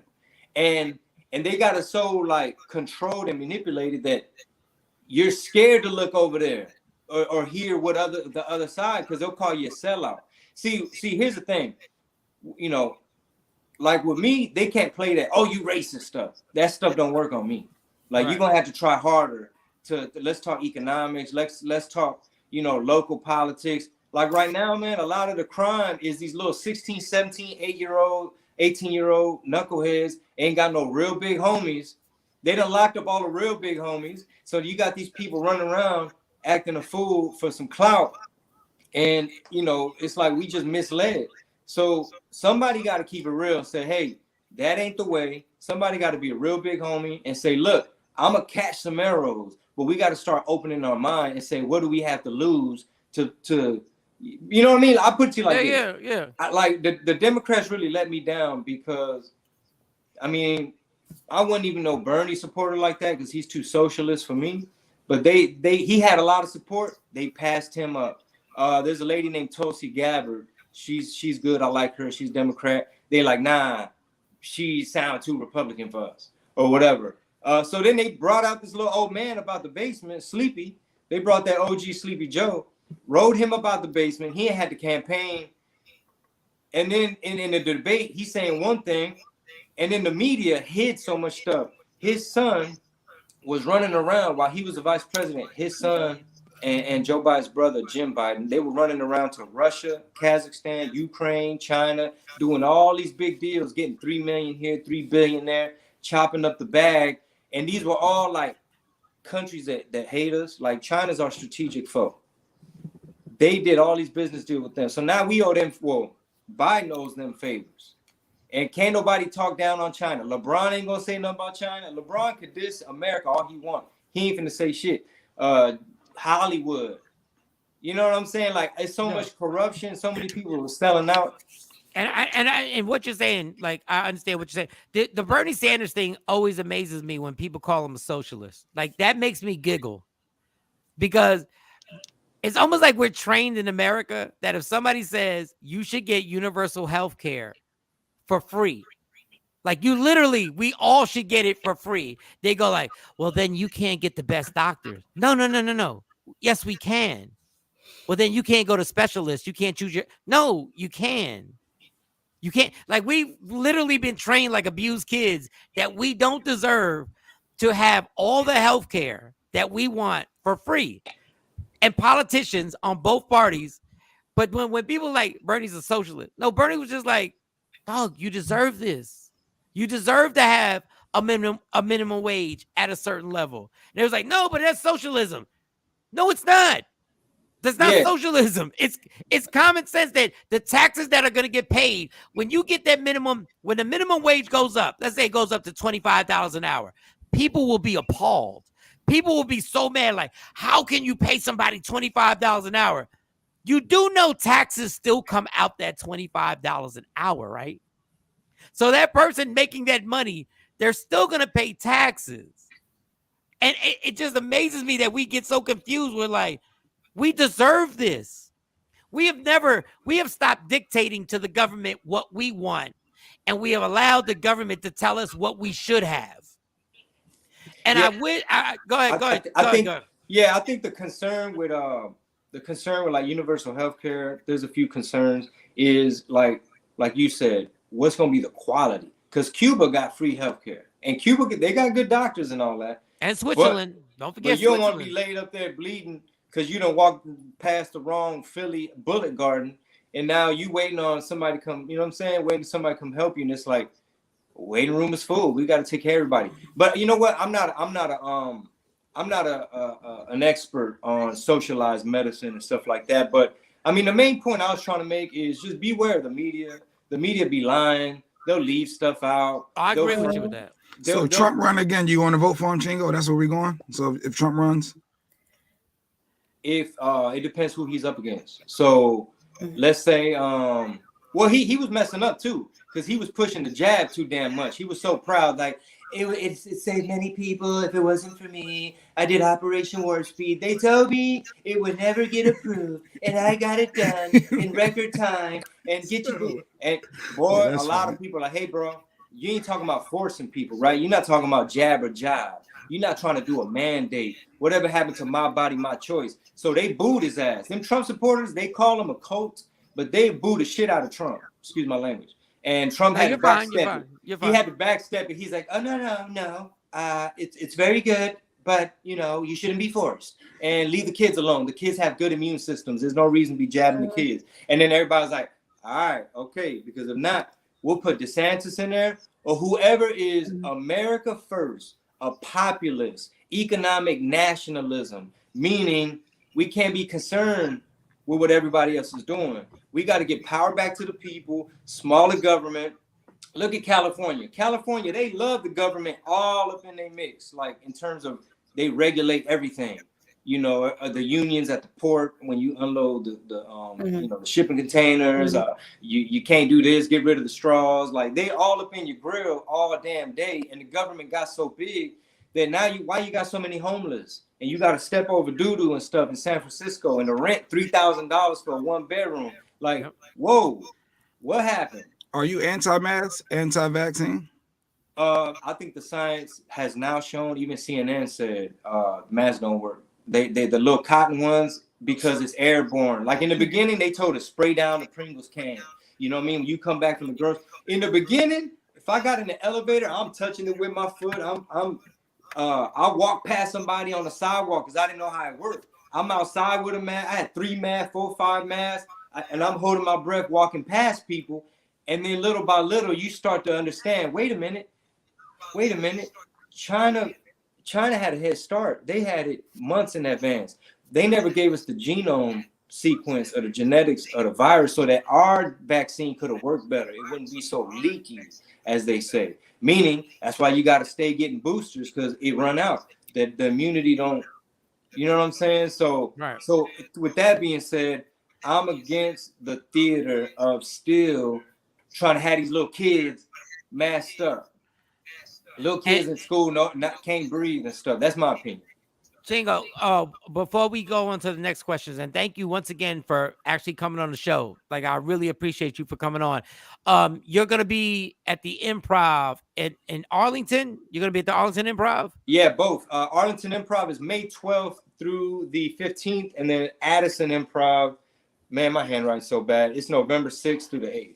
So everybody out here in the DFW, Addison and Arlington are going to sell out. What you need to do is understand, get on their websites, Addison and Arlington, and get them tickets early. When he comes down here, it's a true fact. I'm not making this up. I've seen it for myself. It's going to sell out. So get them tickets early so you can see this man perform. I've seen him perform. Amazing show, hilarious show, super creative. If you ever go on his IG page, super creative with the bits and skits that he does, like something so different and hilarious. So I want to put that out there. Go ahead, Chingo. No, like seriously, I need y'all to come, because 2020, we still trying to bounce back from 2020. I wanted a farm. I had all these plans. I wanted a farm from back to the farm. I was like, bro, we need to have this black garlic. I wanted to put out some brown garlic. You know what I'm saying? Like Shayna said, the chicken nugget got about 100 different chickens in one nugget. So I need y'all to come back, because 2020 wiped me out. I thought, man, look here, 2020 remind you, like, okay, yeah, you think you paid, But we finna show you what it's like when you gotta live off your savings and all this other stuff for a year. Yeah, Or I'm doing that right now. They said, man, these politicians piss me off, man. There's a lady out here, she about to rerun for election. Her name is Lena Hidalgo. She's the Harris County judge. And the only power she got is emergency powers. And she just wake up one day, be like, we had one case of Omicron. Put y'all on red. Harris County is now red. Change your color from orange to red. And we like, what the hell that mean? It's like, I just want to change the color. And you know what I'm saying? Like, these politicians got me fed up. What's your podcast? Your crazy podcast that I always see the clips, and where can you get your podcast, and what's the name of it? My podcast is everywhere, man. We got distribution, and we're all over the place, man. YouTube, Spotify. I have a political show called Red Pill Tamales. Yes, that's the one. Yeah. So that's my political one. I have a non-political one called Chingo Chats, where we just talk about everything else, so people don't think I'm crazy. Like, this dude is obsessed. This dude's obsessed with politics, and he a Trump tard, he a QAnon, he cuckoo sellout, he want to be white, all this other stuff that they try to call you when, first of all, who gave the Democratic Party a monopoly on the minority vote? I was watching the Jeezy versus Gucci Man battle, the verses. Uh-huh. And man, the DJ getting ready to Atlanta, are y'all ready? Yeah, we got you. Oh shit, they getting ready, boy. Jeezy, I'm like, oh, and then like first we got to hear from Stacey Abrams via FaceTime. Hey, Miss Abrams. Hey, y'all. Don't forget to vote. I'm running, and I'm like, are y'all gonna let another candidate go, or who paid who? Like, how did this happen? That right before the verses, we got a politician. Like, who gave the Democrats a monopoly on the Latino vote? Like, the minute you try to walk off that plantation, call him a sellout. Call him racist. Call him, think of something quick. Tell him he don't like Mexicans. And it's like, huh? Chingo, I want to have so much fun with you. I literally just want to talk a bunch of shit with you. But all right, but the politics is always the thing that triggers everything. So after this, okay, number one, are you vaccinated? Yes or no? No, sir.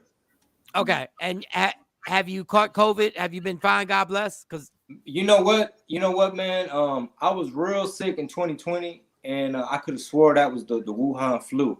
I could have swore that's what they unleashed. I could have swore that's what came out that lab. At first, they told us it was soup. Remember that? It's bat soup. Hey, Fauci knew. His emails done leak. Some people don't care, and they like, man, look, I got bills to pay. I got to get these kids ready for school. But my motherfucking ass, I'm still hot over 2020. Comedy clubs is closed. You couldn't see nobody smile, nobody's face. It was like psychological manipulation. Anyway, I am not vaccinated. So you're not vaccinated. And listen, I'm gonna be real. I voted Democrat. I'm a Democrat. I don't fuck with Donald Trump. But the only reason I took the vaccination is because somebody told me to. Because CNN told me to. That's the only reason. I ain't do no research, Chingo. I didn't do no fucking research. I just said, oh shit, my parents can get sick, my kids can get sick. Oh, I followed. Like 10 years from now, if I'm in the shower and my left ball falls out, I'm gonna go like, I was wrong. They were right. My bad. They were right. I missed the left ball. The other thing I'll say about vaccination and the common sense with COVID, especially California, and California probably are the biggest hypocrites. How are you so obsessed with COVID and you cancel the Golden Globe Awards, but the Los Angeles Rams have 90,000 people with no mask in a football stadium in the NFC Championship? I don't get it. I don't get how the contradiction goes on where you want me to take it serious, but y'all, not only did you do it, but the Super Bowl's not going to get canceled. It's going to be right there in California. And it's going to be another 90,000 people with no mask on. And don't tell me you're checking vaccination cards, because I'm not. Come on. Really? That's what we're doing. Hey, man. Hey, segregation is back. Jim Crow Joe and his mandates. Segregation is back, bro. Like, I am a second-class citizen right now because there's certain cities like Boston, DC, Chicago. I can't tour in New York City. I can't really hang out in LA proper. I could do all around, but LA itself, they're gonna be checking my papers every goddamn where. Like, we East Berlin. Our nation's capital of DC, That's supposed to be the capital of my country. I am a citizen, but guess what? I can't drink from the vaccinated water fountain. I gotta pick up my food around back. And Jim Crow Joe done brought segregation back. He was against integration in the 60s. This man been in politics for 50 years, and I'm not impressed. Now, the only problem, and I don't have a problem with that. Everything you're saying is right. Like Joe Biden has done this shit. The only thing I giggle about is I can't debate that Donald Trump is a racist, and he doesn't really fuck with women. Like, he puts women in a situation where Donald Trump is a horrible person in real life. He doesn't fuck with women? No, he fucks with women, but he doesn't actually let them have rights. Like, Donald Trump is like, I'm like, Chingo. Like, Chingo. I see it coming. Or is it his concept of thinking that they don't have rights? Now, once again, that doesn't mean you shouldn't vote for him just because he's a fucked up person. You sure? Why? I don't fuck with Donald Trump simply because I know his elitist attitude. Now, they all have the same elitist attitude. But Donald Trump has a very elitist attitude where he's like, I can do whatever I want. If you say he's an effed up person, why even put him in office? But go ahead. Go ahead, Chingo. So a lot of people who, go ahead. I'm sorry. No, go, Mo. Jay Black got his popcorn. He said, "Oh yeah." No, go ahead. Because I so disagree with so much, but I'm just letting it ride. Go ahead. No, go ahead, Mo.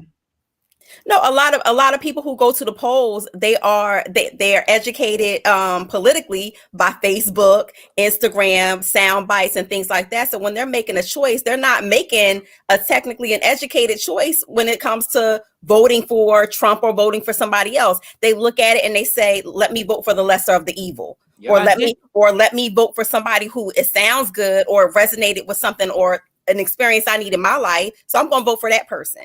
But and they don't look at policy. They don't look at what their platform is. They don't look at like how it could change globally everybody. But they look at what self-serving purpose it provides them. But this is my problem with Trump. If Trump had it his way and he could change the Constitution, he would literally stay president forever. Like, he literally let's be clear. Trump. Why did he leave then? Why did he leave? Wait a second, they rushed the Capitol. He tried, he didn't leave on his own accord. Man, he didn't leave on his own accord. Yeah, Mike, we got it, man. I apologize. I want to disabuse you of what the media did to you, and we're gonna get to that right now. But Mo, you're absolutely right. I agree 1,000% with what Mo said. Mo, we on the same page. Take Mo Square off the screen. Take her square off the fucking screen. You see how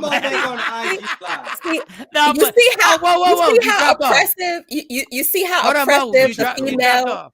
Sorry about that. You see how oppressive the woman, the ovaries are on this show. Because once I grab them by the vagina, it's over. God, we an oppressed people.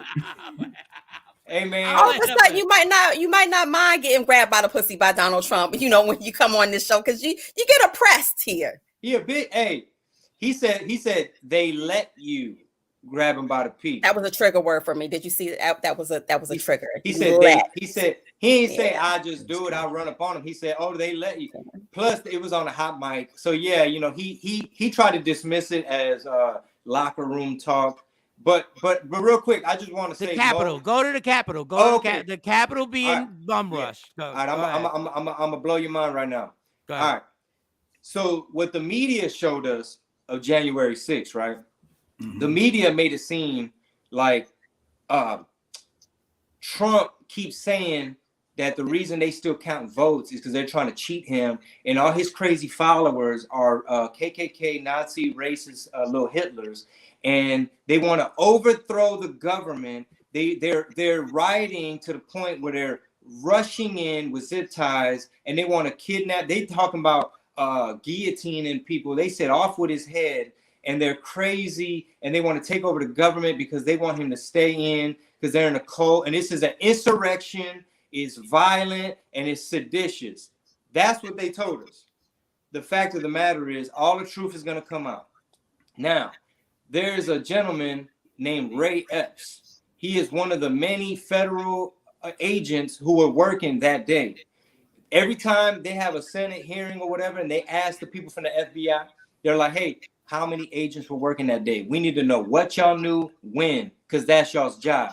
Go. And they're like, we can't answer that. Okay, how many people did you have in those militias working on this operation? They're like, we can't answer that. Okay, you can take that how you want. But this gentleman, Ray Epps, is all over footage. We need to go in the Capitol tomorrow. And a lot of people are like, no, we don't. What are you talking about? We need to go in there. They're like, hey, man, this guy's a Fed. There are literally compilation videos of this man running around. They're removing barricades. They're doing stuff. They whisper in each other's ear. There's a dude on top of that platform. And then you see the DC police. First of all, Trump requested 10,000 National Guard because he knew it was going to be like 1 million people out there. Why did Nancy Pelosi say, nah, cuz, we ain't doing that? Why was the DC police backing up, letting people through? So basically, the point is, yes, there were a lot of Trump supporters out there. Most of them were way over there listening to him speak. When he was saying stuff like, we need to fight for our country. And I know a lot of y'all going to walk down there peacefully. So now, do you know that some of these people that they arrested, and they still looking for more, these people they arrested, they put them under the jail. They're in a special jail, like Guantanamo Bay style. They treating them like real deal terrorists. The congressman can't go visit on them.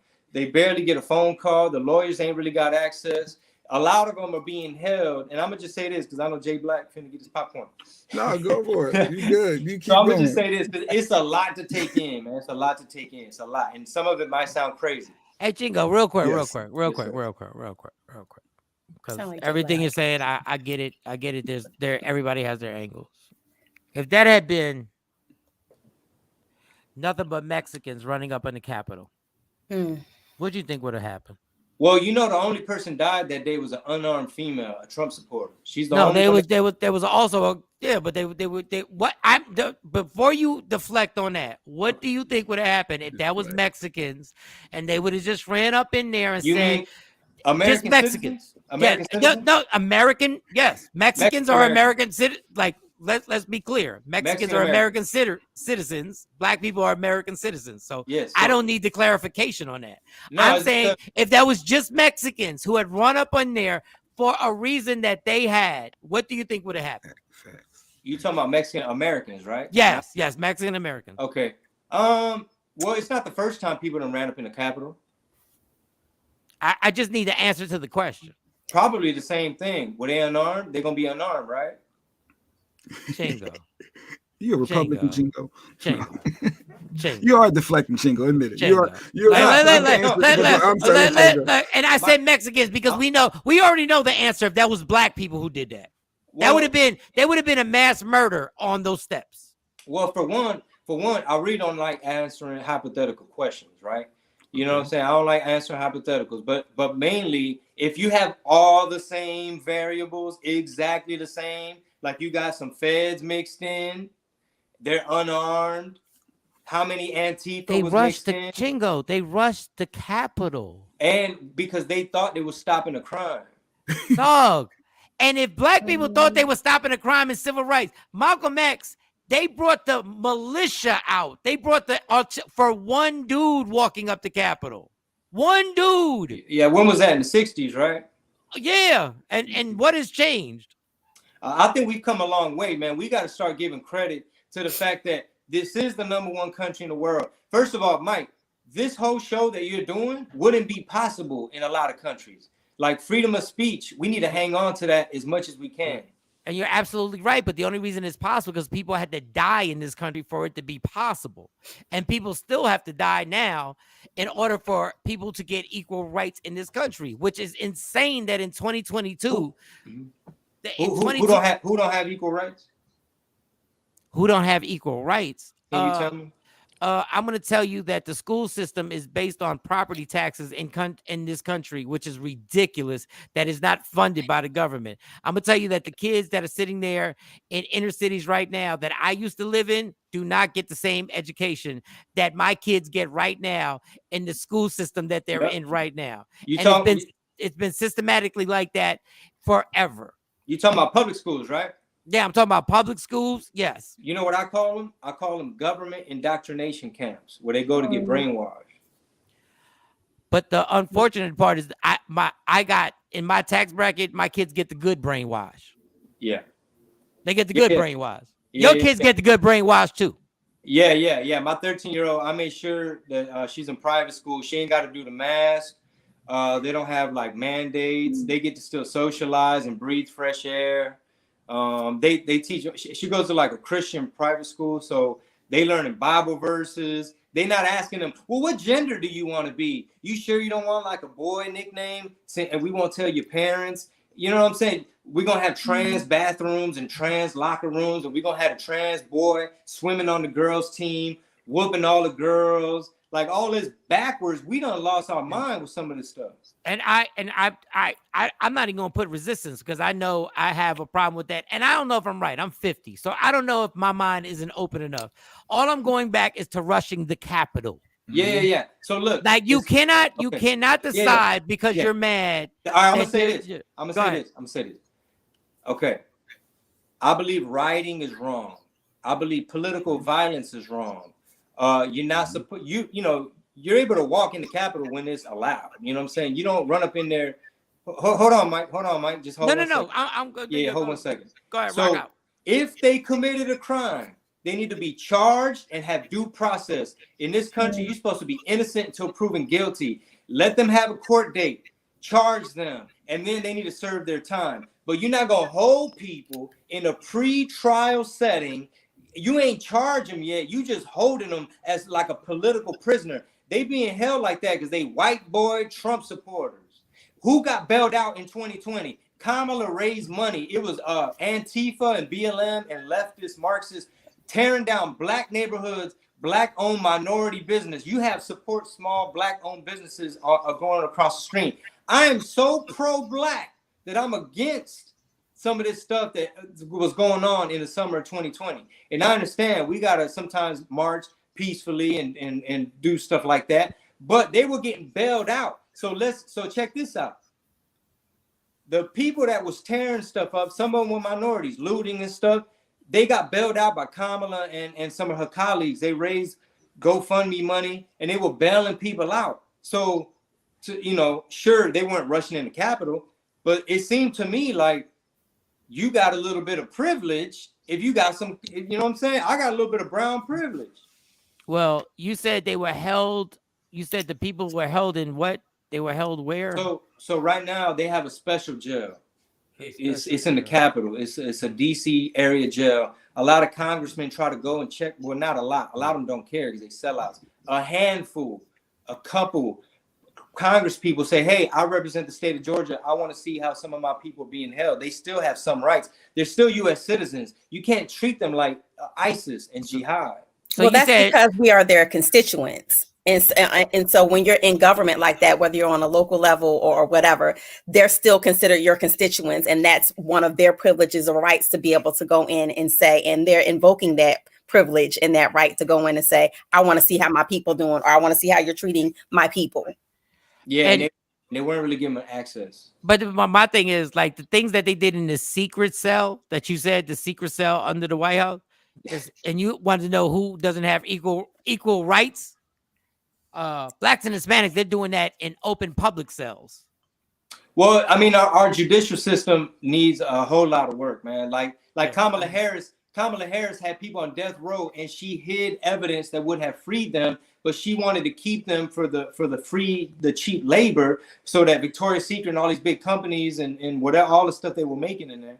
Are you talking about when she was a prosecutor, or are you saying yeah, way back in the day? Yeah. And this goes back to my original point. I wish there were no Democrats and Republicans, because everything we're saying, they're all wrong. They all have their piece on what they're wrong about. Well, like I said from the jump, the traditional Republican Party is full of crap. The GOP, we call them rhinos. That's Republican in name only. They are not America first. They do not care about us. They selling us out for corporate interests. They done ship. Detroit used to be a big, beautiful American city, like the shining star of Michigan, where like all the cars you see Fords, Lincolns, Mercurys, Chryslers, Chevrolets, all that was made here in America. They done shipped them jobs off, bro. America don't make nothing. China sees us as the consumer country. Their influence is all over here. TikTok is a Chinese app. They manipulate the algorithm to have us doing a bunch of stuff to be viral. And over there in China, they promoting engineering and tech, whatever the kids are doing. That's before it cuts off at 10 p.m. The kids can't be on it. Over there, China don't play. They don't want no emasculate men on TV. They don't want celebrities being too influential. They changed the endings to American movies because they got American Hollywood by the nuts. The ending, the Fight Club, they switched it. But is that but right there, is that what you want? Is it you want a country to change the ending to your movie, Chingo? No, I said Look, I'm just saying because you're saying it as it's like a good thing. No, like, I'm not. But, okay, so I want to make sure that you're not taking. Yeah, thank you. That you're not taking it. Yeah. The point is we're at war. That's my point. We are under attack, and I know it might sound crazy, but it's economic war, information war, cyber war. It's like culture war. They got us divided. Over here in America, they keep having us focus on race. Everything is racist. Nigerians ain't struggling. A lot of these Central Americans coming over here taking advantage of our tax dollars. India sending all their engineers over here. They working at Google, Apple. Meanwhile, Apple gets a request from the Chinese government. They say, get rid of the Bible app. Take the Quran app off. We don't want no Muslim or Christian apps on the Apple store in China. And what does Apple do? Okay, we want those billion customers. So right now, there is genocide happening. There is slavery happening.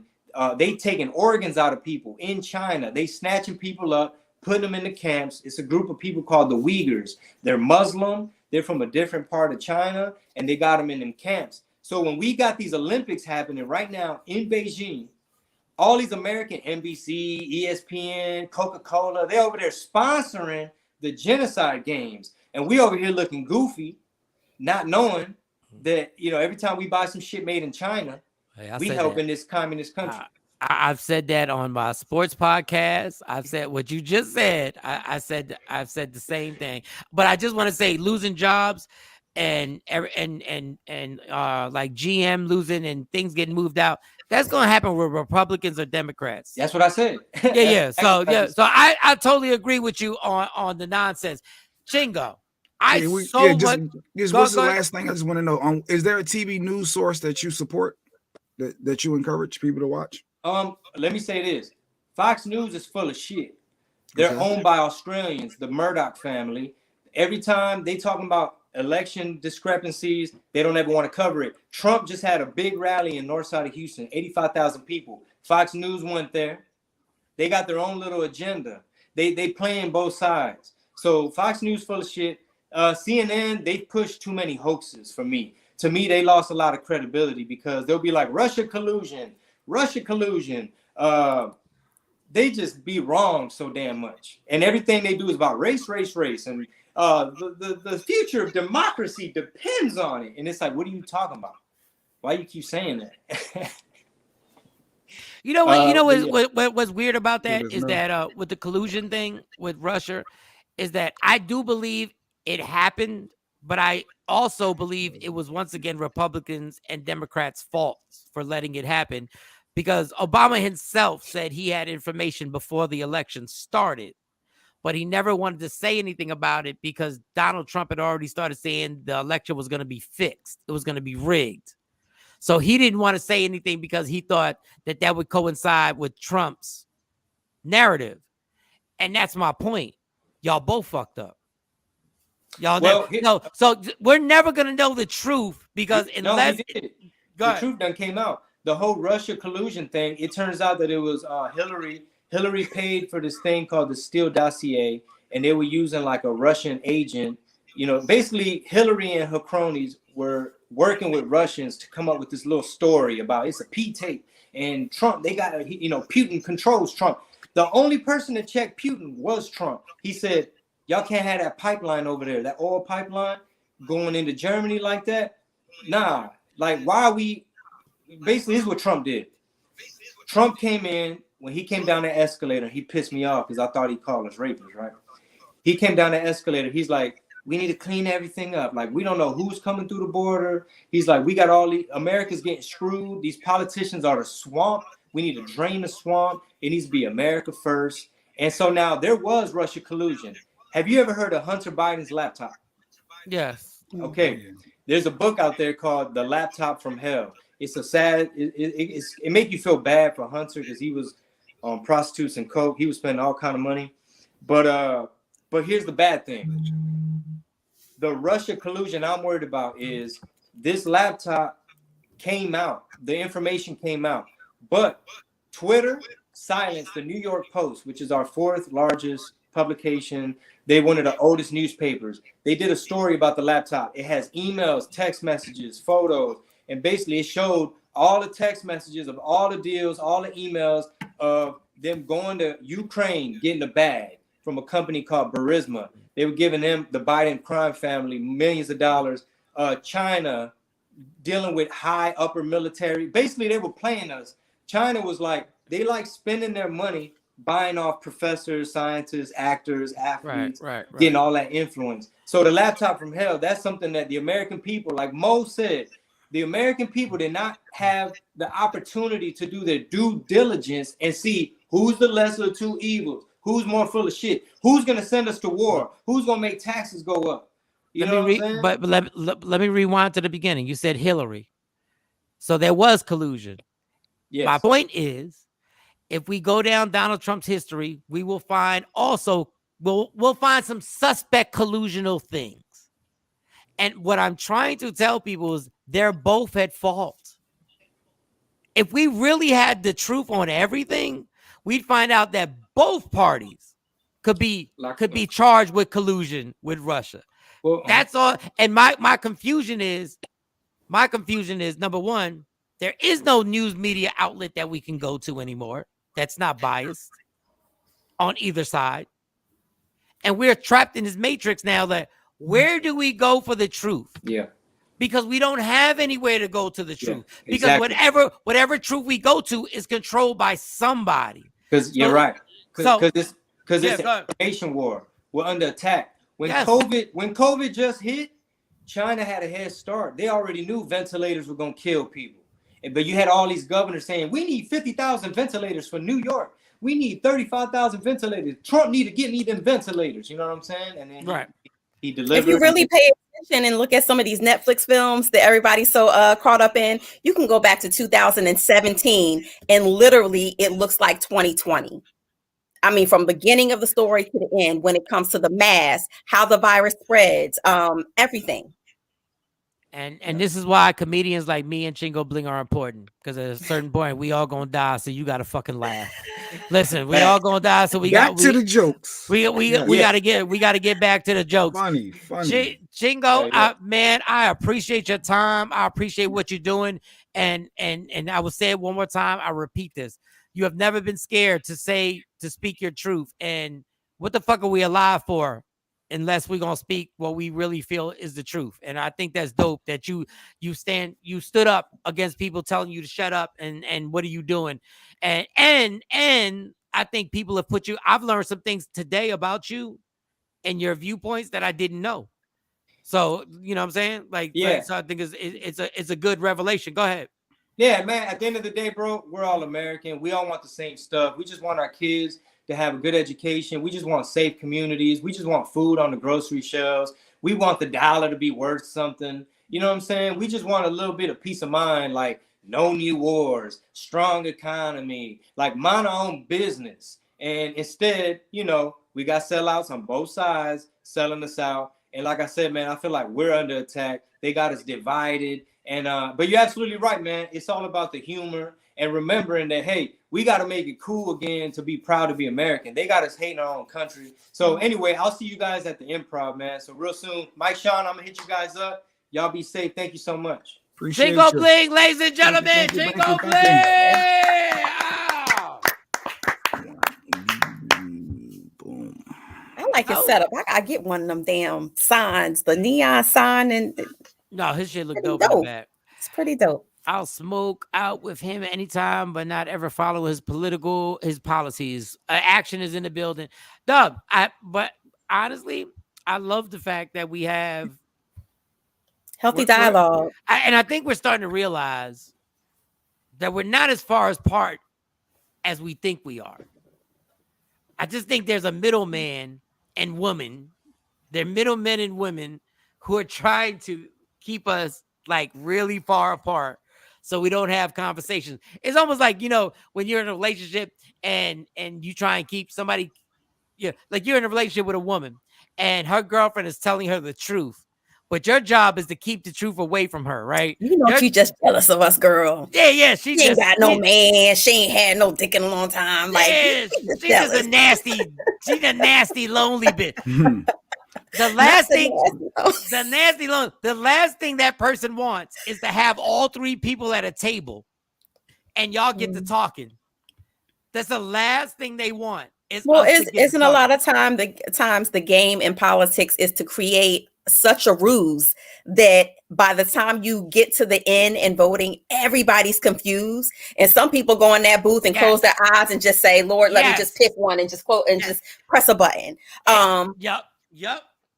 And a lot of people, you'd be surprised, like when I do voter registration and things like that and try to educate people on the basics of voting, a lot of times people don't know that just because you voted for a Democratic Party or Republican Party last time does not mean that that's who you are for life. You do know that there's a certain period of time where you can go and change your status so you can vote for who you want. Let me tell you the dumbest thing I've done, and I think other people have done, but I'm gonna claim my stupidity. No, we're far apart, Mike. When you have people believe people didn't break into the Capitol. No, I get, and I'm totally far. Hey, Squeeze, I'm totally far apart on that. I'm totally far on that. So I'm not gonna go. But I think we aren't as far as we think on certain things. Like I honestly, anytime you say Trump and support and vote for Trump, I immediately tune you out. I'm being honest. But see, that's the problem. When you tune somebody out, he can be the worst person ever, but he might have policies that literally can help you. Like.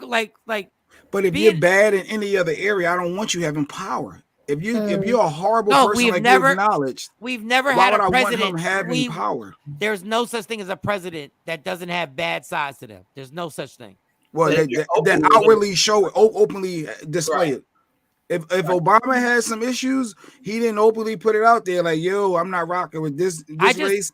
I'm not rocking with this. And then you're going to give that person more power when they openly saying they got issues. Exactly. So why do y'all want So what y'all want is the person to be a good fraud? No, I want someone that is not openly racist, because if it came down to which race would be destroyed, if there was an issue, who he going after. Like, I want someone that I can trust my future in.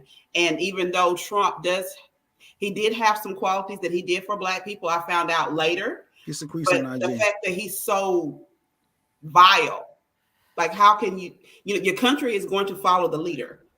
If the leader is vile, then the country is going to be vile. That's how I feel. Bill Clinton was vile. What was his name? Chico? Easy. Jingo Bling. Bill Clinton. I was for him in the beginning, but by the end, I was like, what the fuck? But he has a bunch of supporters. But Bill Clinton was vile. Facts. He was and I'm not even talking about we found out later. But no. Up front, grabbing women and. But Bill Clinton was openly vile. It's just that we didn't know the policies that he was doing that were vile. Because grabbing a vagina makes everybody upset. What he did in different misogynist. But dog, Bill Clinton took place in destroying countries. Who cares about a vagina? Okay. But what I don't understand is, what do you expect is going to happen to you if you storm the Capitol? That's called being a terrorist, and everybody already knows that they put you up under the jail. And the fact that you're bonded out because that's privilege. So what was? Yeah, he did. Yeah, he didn't go back to that when he said about putting them under the jail. He said they should have the trial first and be charged before you hold them. And but we all know that as long as there's some type of media outlet, you're going to be tried in public opinion before you even go to court. That's for everybody. Black. Yeah, that's for everybody. And it's just compounded if you are a person of color. That's just how it has been. According to him, we're all innocent and proven guilty. Well, I think that in an idealistic world, we would love that. In an idealistic world, we would love that to be the measure of thumb, but it's not. It's not our reality. But do y'all see what we get caught up on? Go ahead. The fact of the matter is, at the end of the day, if you listen to everything he said, I totally disagree with the Capitol. I totally disagree with things he said. But the essential part of what he said was we just want a better America. We want our kids to have an education. And we're not that far apart. It's all the little stuff that everybody wants us to go like this. So we don't come together and have a conversation. And then we point the finger at the government, not the Democrats, not the Republicans. No, we point the finger at all of y'all. Yeah, because a lot of times we look at what kind of policy you want. What is right. Oh, you never talk about the end game of what you're saying right now, which is we all technically really do want the same thing. Our ideology may be different about how to get to that, but the end game, I think, for most Americans is that, yes, I do want a safe home, safe environment for my kids. I want them to have proper education. I want them to have healthy choices in food, access. But it's hard to hear that when you say you're not with the vaccines is this and no masks. But see, those are the rules. But those are just those. But you fell off IG. My battery died. Battery died. But this is my thing. People get so caught up in the vaccine talk and all the other talk. Vaccine and the mask, yes. But dude, it's a fucking mask. Like, this stuff has been going on for hundreds of years. The problems that we're having, this is just another distraction. All these things are distractions that keep us from coming together and gather up and go like, let's point the... Biden is the same dude that put millions of black people in jail. He's the same dude that sat, go to YouTube, that literally sat there and said, yeah, we're going to send them to jail. We're going to, motherfucker. And then in 2022, he's our savior. He's also, like you said, you had to pick with black people for civil rights. You had to pick, Mike. You got to choose. You got two options at that point. But who's the lesser of two evils? But it wasn't the lesser of two. How was he the lesser of two evils? No, when you look at it, that's how they was looking at it. You want Trump back in office or do you want Biden? You have to choose one. I didn't want either. But you had to choose. Exactly. And guess what? We chose something. They were equally devilish.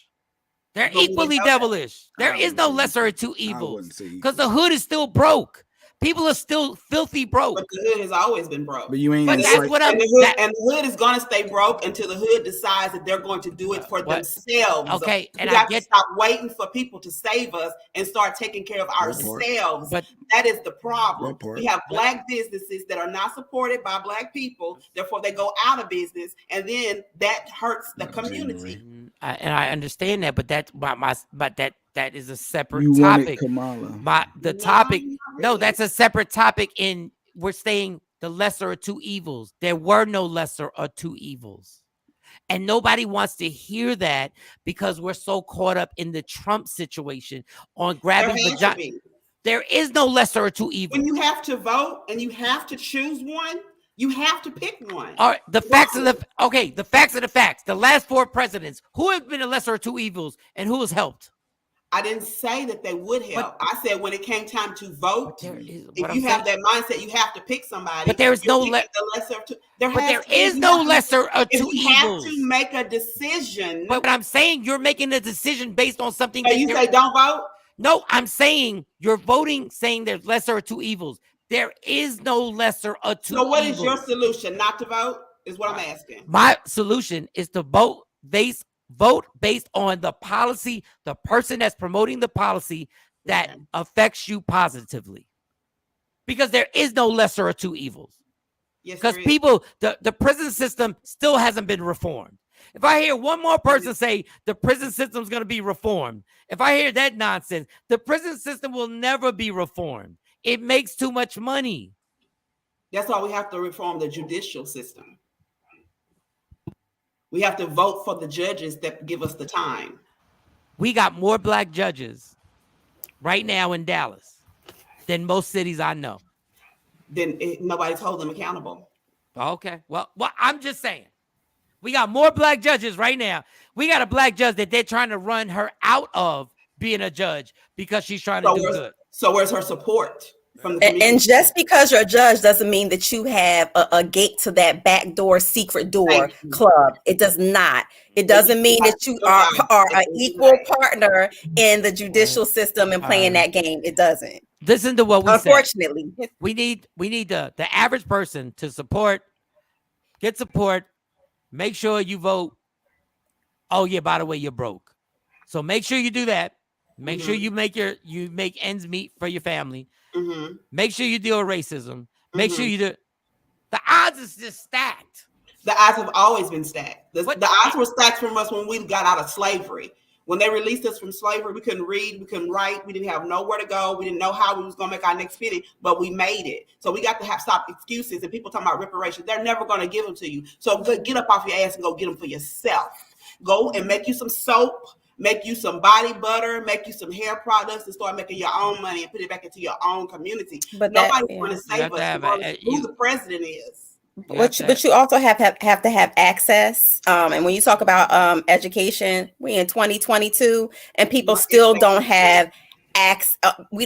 Some people still don't have access to just the resource to learn how to get from one step to the next. Go ahead. And I'm not disagreeing with what anybody's saying. What I'm saying is and that's why I try and go back to the point. You're not voting. These comments on IG been crazy. Go ahead. Both of them are equally evil. That's all I'm saying. Stop believing that lie that you're voting for the lesser of two evils. It is. You're not. Did Trump make it better or did he make it worse? To be honest, Mike. Financially? Hold on. Financially? In your life, did Trump his one term, his one term, his 4 years. Let's keep it real funky right now. One term, financially, he made it better for me. All right, what about safety? What about it didn't change. Right, but that was Mike's experience. For somebody who is low to mid-range income, that may not have been their experience. And that don't make it better. Donald Trump made it okay. He passed so that convicts could literally vote. Did y'all know that?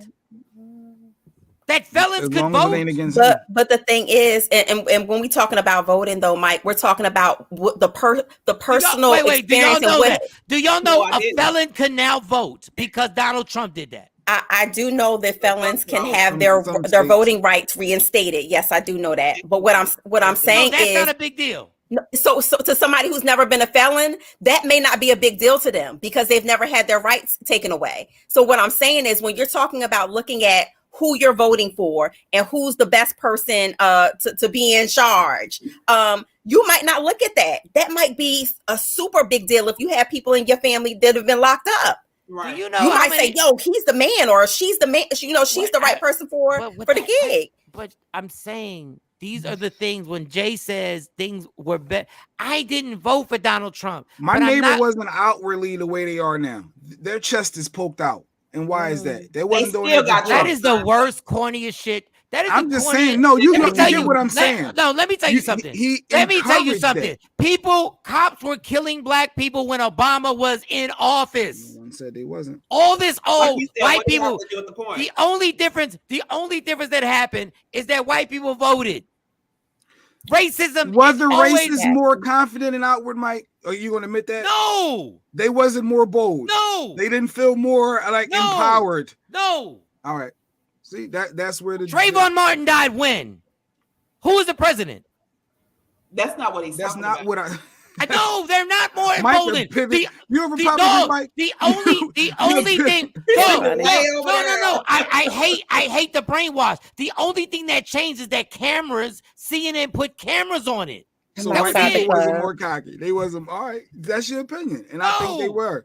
People were getting racists. People were getting murdered. People were getting murdered in these cities forever. They have been, but I think that they have been more so empowered. Dog, people were getting lynched during Obama's administration. People were getting lynched. I'm not refuting that these things are still not happening, but I think that they have been more empowered by the commander-in-chief at the time. I think they have been more empowered and more emboldened. Okay, so the commander-in-chief and their racism and some of the things that they've been doing is not the commander-in-chief now. They're still emboldened. But you know what? Because once I'm out, I'm out. Because he said it's okay. The person who's been in the highest power has told me it's okay. So were they emboldened when he's validated my behavior? When Rodney King was getting beat, were they emboldened? Oh my God! They didn't have signs in their front yards. Yes, they did. No, they did not. Mike, People, wait a second. Let me just prove y'all something. The Confederate flag was rising every day down south. The Confederate flag. Wait a second. Oh, wait. Let me just show y'all. Emboldened. All those statues that got taken down of all the leaders that were fighting to keep slavery for the South were up all over America. All those statues were up. Y'all talking, y'all, this emboldened thing. Racism has always been emboldened. It has, and guess what? It has been magnified. Then let's use that word. It has been magnified. I'm not saying, I'm definitely not refuting that it has not always been. But I am definitely going to say, yes, Mike. I'm definitely going to say that we are at, especially in my lifetime, this has been the most heightened I've seen, and just outwardly since. Like I said, I've been on this earth. I feel like it has been heightened because they have people who have been in the closet or have done microaggressions, racist. They have been validated. Their behaviors have been validated, and I feel like that they've escalated. Yes, facts, man. Facts. But it's okay. Mike's delusional. He can have it. Like, I'm not delusional. No, I'm not refuting what Mike is saying. It's always been there. It's always been there. But has it escalated?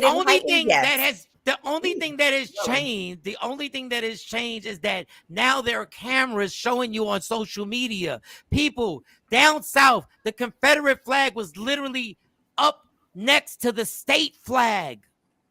There's nothing more emboldened than I've never heard somebody get on. He just did a press conference saying those people for January 6th, they were done so wrong. We're going to make sure we save them. No one was doing that, saying that when you commit a crime, that's wrong how you being treated because what? But I didn't agree with that. But my point is racism has always been emboldened in the government, in every aspect of this country. It's like this guy saying the stuff that he said. A press conference? That's what he did. He's making. They weren't doing that. You could be bold, but he's proud with it. He said with his chest and like, yo, here we go. The fact that y'all think this is the thing that baffles me. The fact that y'all think that racism got emboldened by Donald Trump is the biggest illusion of the media hype. I'll say it validated. It validated a lot of people's behavior. They were shipping black men to jail by the millions. And I am not refuting that these things were not happening prior to Trump taking office. What I'm saying is that Trump, the person in the most highest power of our country, his behavior and some of the things that he has said has empowered people who already exemplify and possess that type of behavior and that type of ideology. No, because they were killing us before Trump. But we're not refuting that. I'm not refuting that. What I'm saying is that it go ahead. People and imprisoning in Louisiana. You're pivoting again. You're not focusing on what she said. No, I'm focusing. Don't fucking tell me what I'm focusing on. You're I'm not, telling you right answering now. exactly what she's saying. You going to something else. You're bringing up other scenarios that ain't got nothing to do with what she's saying. You want to know what emboldened is? Being emboldened is that prisoners in jails in Louisiana were picking cotton and still pick cotton before Donald Trump was the president. That's not what Mo said. But I'm talking about people who already possess or who are exemplifying this behavior, whether it be in subtle racism, whether it be subtle microaggressions, those type of things. I'm saying that it validated the things that were already occurring for a lot of people. And what I'm not saying that none of those things were occurring, but I'm saying that it did empower them and empower people who were in the closet. And they said, oh, the highest person in the land is saying what I think my ideology is okay. It's valid. Racism has been validated since the inception of this country. Y'all don't know how crazy y'all sound. Racism has been nobody's refuting. No, racism was validated and emboldened by the inception and creation of this country. Yes, and guess what? For the person who's in their home, who if that's their ideology, right? You're basically giving me the green light to go act on my personal ideology now, because you're saying, did he not give them the green light, Mike? They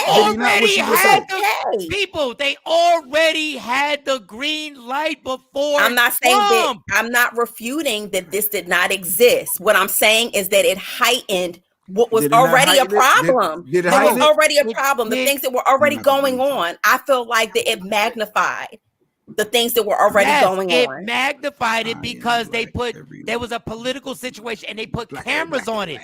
All they did was put cameras on something that was already there. It was already there. I think that it increased. Jesus Christ. People were getting lynched in 2010. You sound crazy. That's why I tuned that. I've decided that I have to protect my peace. And sometimes when people get an idea in their head, you can't change it. You can stay. So it is what it is. But he's focused on the fact that it was in the past. And it wasn't in the past. What I'm saying, you're not listening to me. You about to get the other side. She got her teeth grinding, Mike. I don't care. We can go. Let's go. Well, if you want to argue all the time, but you don't ever want to listen. If you would listen, you would hear that we're only doing half of it. We're not saying that it didn't happen before in the past. What we're saying is now that they wearing the t-shirts, they wearing the hats, they wearing the signs, they out in your face before they had hoods on. Okay, that's what we're saying. So can I explain now too? You've been explaining for 15 minutes. Dude, I done did a whole thing. There was a Confederate flag that was the biggest poster. That was the biggest, most emboldened signature and logo for racism. That was up. That was up. There was nothing. There's nothing good. There is no more. Listen, there is no more emboldened logo than the Confederate flag. There is no logo. It's the New York Yankee logo of racism. You're right. I know. So because what y'all have got caught up so much on this dude that y'all forgot. This is the thing. This is the thing about America. Now we blame Trump for emboldening racism. Let me explain this carefully. We're blaming Trump for emboldening racism. Racists. They were already emboldened. They do not get the excuse. Listen to me. They do not get the excuse of Trump. Those racist bastards were already racist. Don't give them the excuse that they got emboldened by Trump. People were still getting lynched. Black people were getting lynched in trees in 2015. And you're absolutely right about that. But I will say, if you think that Trump didn't have a bottle of gasoline to add to the goddamn fire, and that was clear as day for everyone. Everyone except for fire. Mike. So the fire. So let me say something. The fire. I didn't think he created the fire. No. So the fire was bigger than millions of black people getting put in jail. Chingo's still rocking out. I'm not saying that. No, I want to know. I want to know. I just want to know: is the fire of what happened after Trump bigger than the millions of black people that got put in jail? Is it bigger? I guess can you elaborate a little bit more about what you're asking? You guys are like you guys are like racism. They got emboldened. They got this. They got that. They got this. There's nothing more than imprisoning millions of people in jail before Trump was ever there. This is what I'm trying to tell you. This racism was already emboldened. All that happened is they happened to get a pep rally leader. So you think that you think that Trump was not a catalyst for any level of increase in racism in America, or empowering, or even empowering people who basically validating people who have that ideology? All they did McDonald's. was put a light on something that was already happening. All those racist people that you guys are saying were emboldened were already there, terrorizing everybody in their county. They were already doing this. The only thing that happened is that we got to see them. I'm not refuting that this was not already happening, but I'm going to say the people who were not acting on it, but still had that ideology, what we call closet racists, they came out. They came out. So I'm not saying. So that's kind of the concept of emboldening someone, Mike, or when you say or helping somebody heighten a problem. When you say I came out, right? But I was already there. The only thing that changed is that now you see me. That's it. And what I'm saying to you is the problem. I'm not saying the problem was never there. I'm not refuting what you're saying. But what I'm saying is for people who were not acting on it, it emboldened them and empowered them. People who, again, who were learning about the ways of the world, it empowered them and it heightened the problem. Mo. How do you know they weren't acting on it? How do you know they weren't acting? I'm saying the people. So let me go back to my comment about many microaggressions when I talked about micro racism, subtle racism. So when I say heightened, empowered them to act upon it even more, or to have larger or more instances where things are happening. Yes, I feel like these incidents have increased since our commander-in-chief, our past commander-in-chief, validated and said it was okay. His behavior displayed that, hey, it's okay to do this. It's okay to be this way. First of all, y'all not gonna make me act like I'm a Trump. It has nothing to do with being a Trump supporter. Let me tell you what Trump did. He did us a favor because those micromanagers were racist. And he did us a favor because they had to come out. They came out, and now we see their face, and now we see what they're believing. You admitted that they came out because of him. Thank you. Okay, so he admitted it. Can we go on? So can you admit that so embolden this? Can you admit that the down south the Confederate flag was the most emboldened thing that you could ever have? Okay, so thank you. No one ever denied. Nobody said that didn't exist. People, there's nothing topping that. There's nothing topping the Confederate flag. There's nothing topping the racism that happened down south. There's nothing so weird topping right now. But you know what's so weird, even about the Confederate flag? Growing up in Arkansas, that was a big deal for us. I mean, everybody had them in the back, the window decal in the back of their trucks, all of that, right? I come up to New Jersey, Philadelphia, they're like, what? And it's not such a big I don't want to call it a nuance, but it wasn't such a big deal. You know why? Because it wasn't fueled by it wasn't something that they lived every day. It wasn't in their face every day. And so when you use the Confederate flag as a talking point, yeah, that's a big deal, but it doesn't mean that that's the go ahead. You do know most of the country is down south, right? You do know the majority. But what I'm saying is, when I made the move up here, it wasn't such a big deal. It wasn't like, oh my God, the Confederate flag. Whereas down there, it was just like, we knew what it meant. A lot of people up here still, even education wise, don't even really know the history or the historical. What I'm not gonna do is allow people, racist motherfuckers, to actually use this Trump thing as an excuse. You were always there. No. My point is, Trump is just a figurehead for what this country really is. That's my point. All Trump is, and we get so obsessed with the figurehead. The figurehead is not the important part. Nobody's obsessed. But sometimes influence.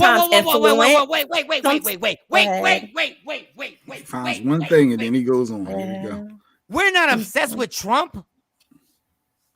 You're really gonna sit up in here and say we're not obsessed with Trump? No, I didn't think about Trump when I woke up this morning. I didn't think about it when I went to bed last night. I didn't think about it when I paid my rent. I didn't think about it when I paid my car note. Okay. We all know what the true fact. The fact is that racism has been hidden behind Trump. Trump is the one that got everybody kicked up. Trump is the one that got everybody to the Capitol. Trump. Listen, people. These people needed an excuse. That's all they needed. They needed one person to press the nigga button. So and the big button. That's all they needed. I think that's another example of being a catalyst to embolden something or to embolden somebody's ideas to be acted upon.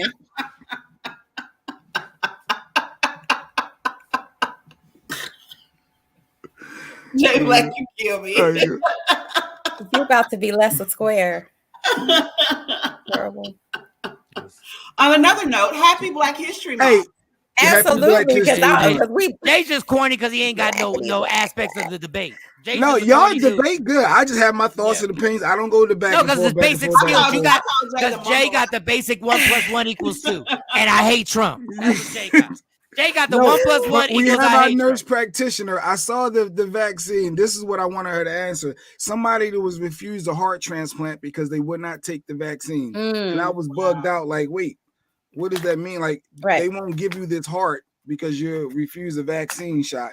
And I was hoping you could break that down, the pros and cons of why. Oh, first of all, why wouldn't they just take the vaccine to save their life? But why wouldn't the hospital Send Business Bully the link? Business Bully is upset. Send him the link. I can't. I don't have an explanation for that because I don't understand the purpose of why would you need a vaccine to get a heart. Mm-hmm. Like I don't. But there's a lot of things that are going on that people are not. At the 102, Erica Finney. Like one thing that he said is that they're taking away our rights little by little. That's a violation of your right. They don't have the right to tell you that if you don't take this vaccine, I won't save your life.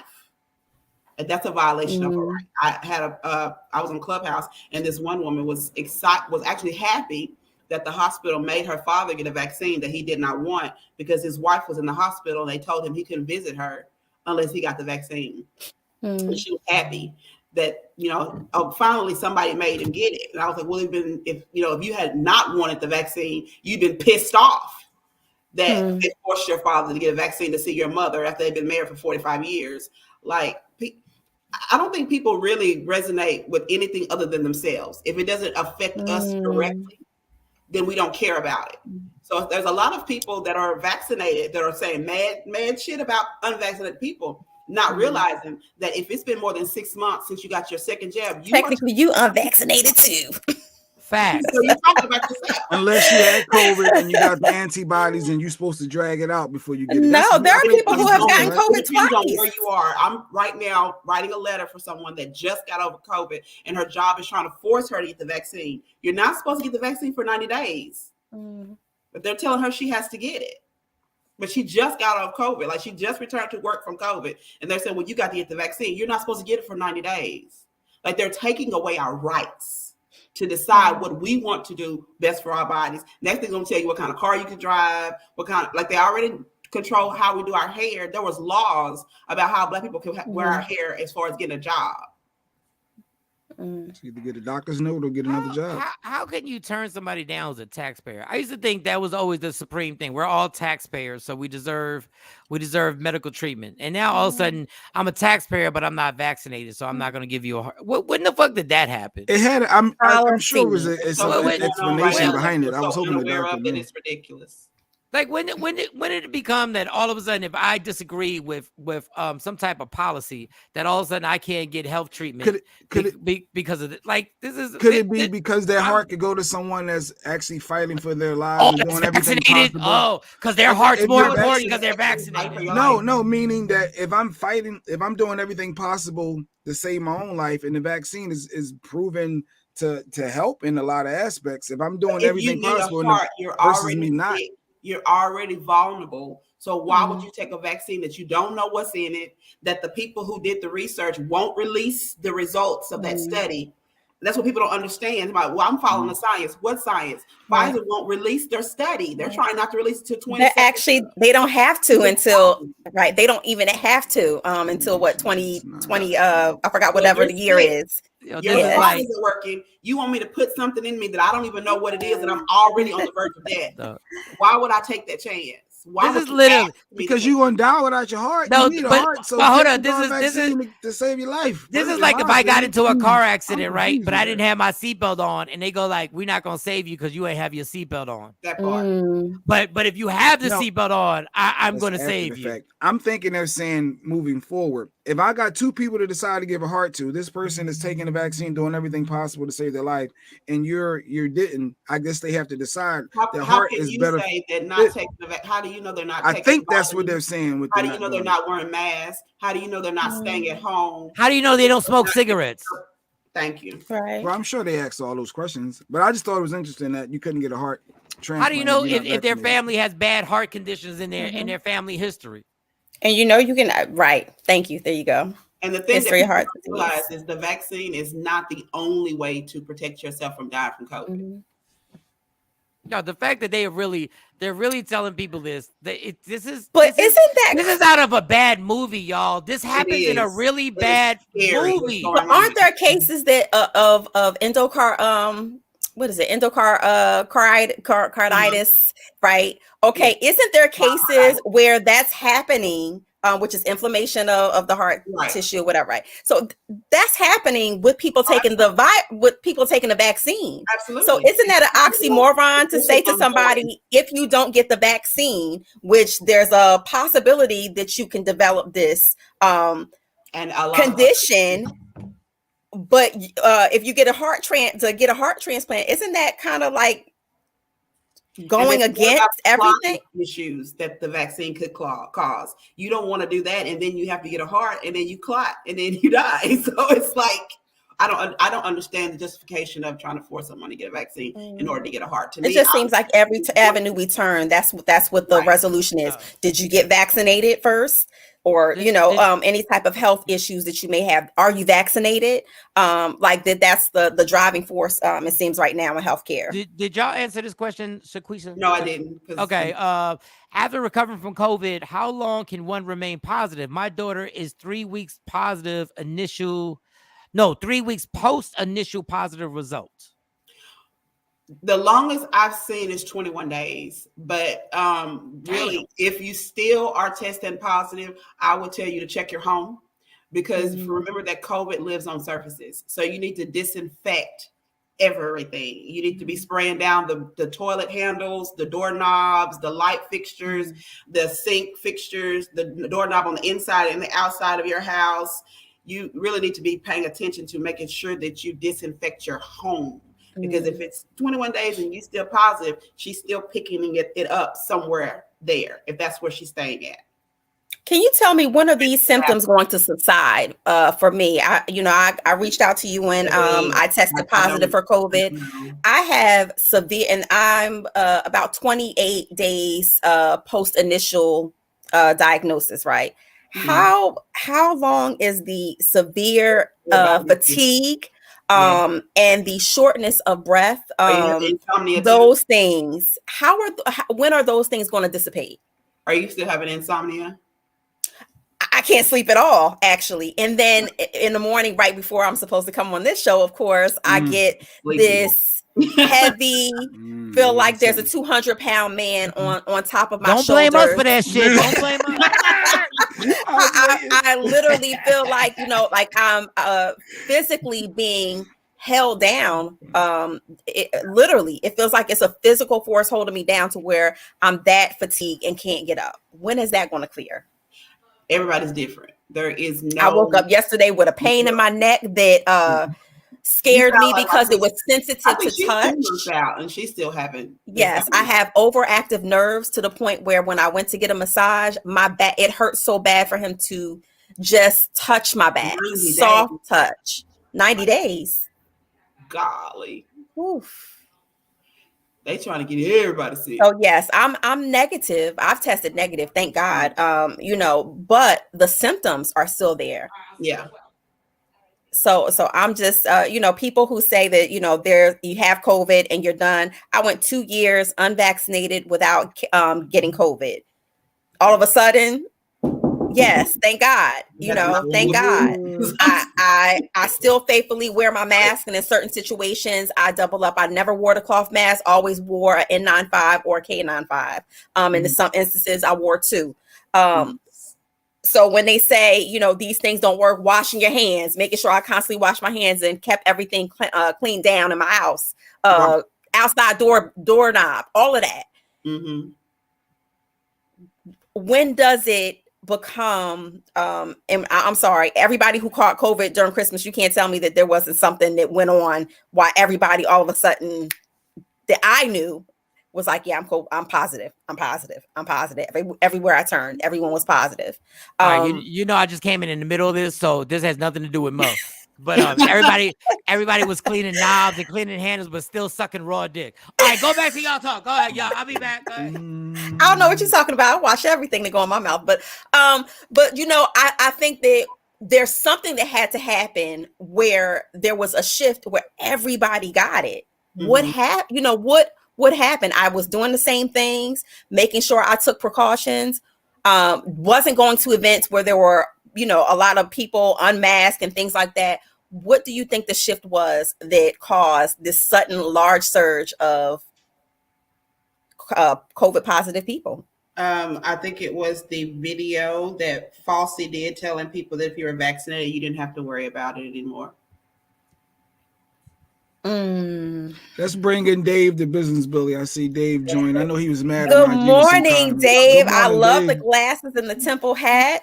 Thank you. Looking real Philly right now. I mean, yeah, we see this on Professor. I might as well, right? Hey. That's right. He's a professor at Temple University now with Dr. Smith. Oh, really? Over there. Oh, congratulations. Thank you. Congratulations. Are they hiring? If I can do some virtual courses. Listen, if you know how long it took me to get there, it's hectic.